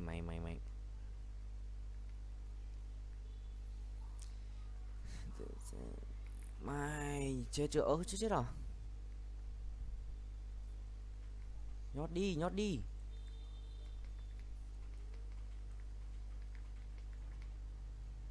Kinh bút. Tí thay được nha. Là mãi lấy đấy dù em yêu một ai. Mang bánh em bú làm méo. Bánh chua bánh sinh nhật cho con gì nữa méo, bú lốt đi, này đã chít lốt rồi.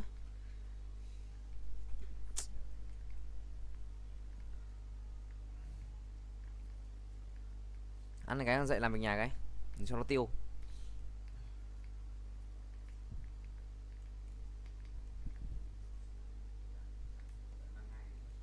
Cứ đang anh sắp xong rồi, đang 2 cái nữa vừa tầm anh xong rồi, đứng dậy luôn.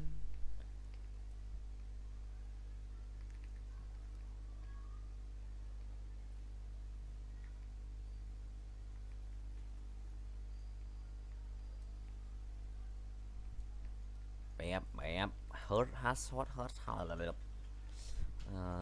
Sở cheat win bố 12 con nữa à? Nhiều tê đông như con nguyên vậy.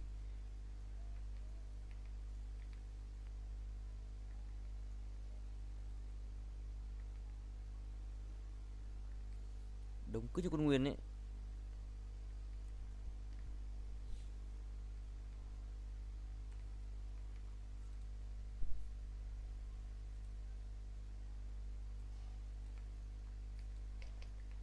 Phút 25 con.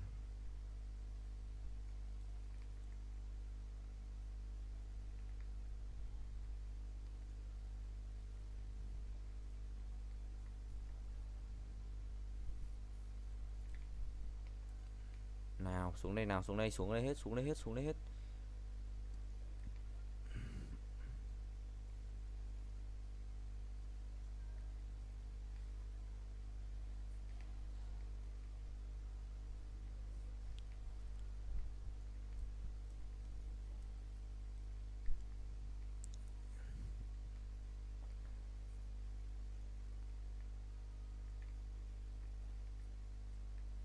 Ok.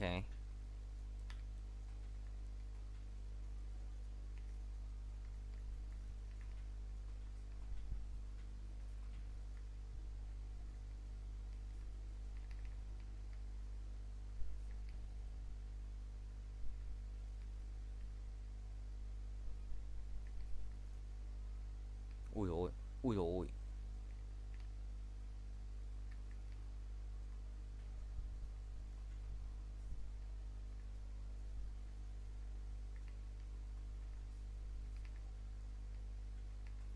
Chết chưa? Nhót chưa?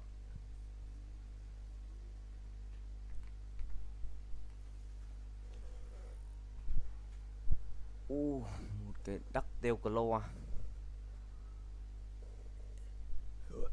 Yêu một ai. Hai cái đắc to cờ liều.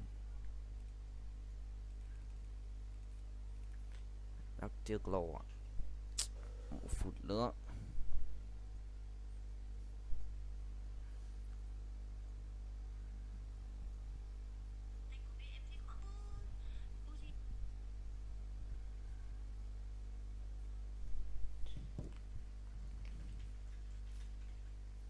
Challenger tier rank hả?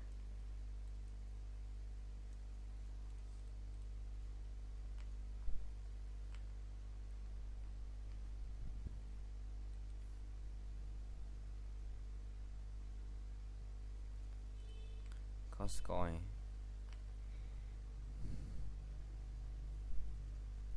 Rồi, GG.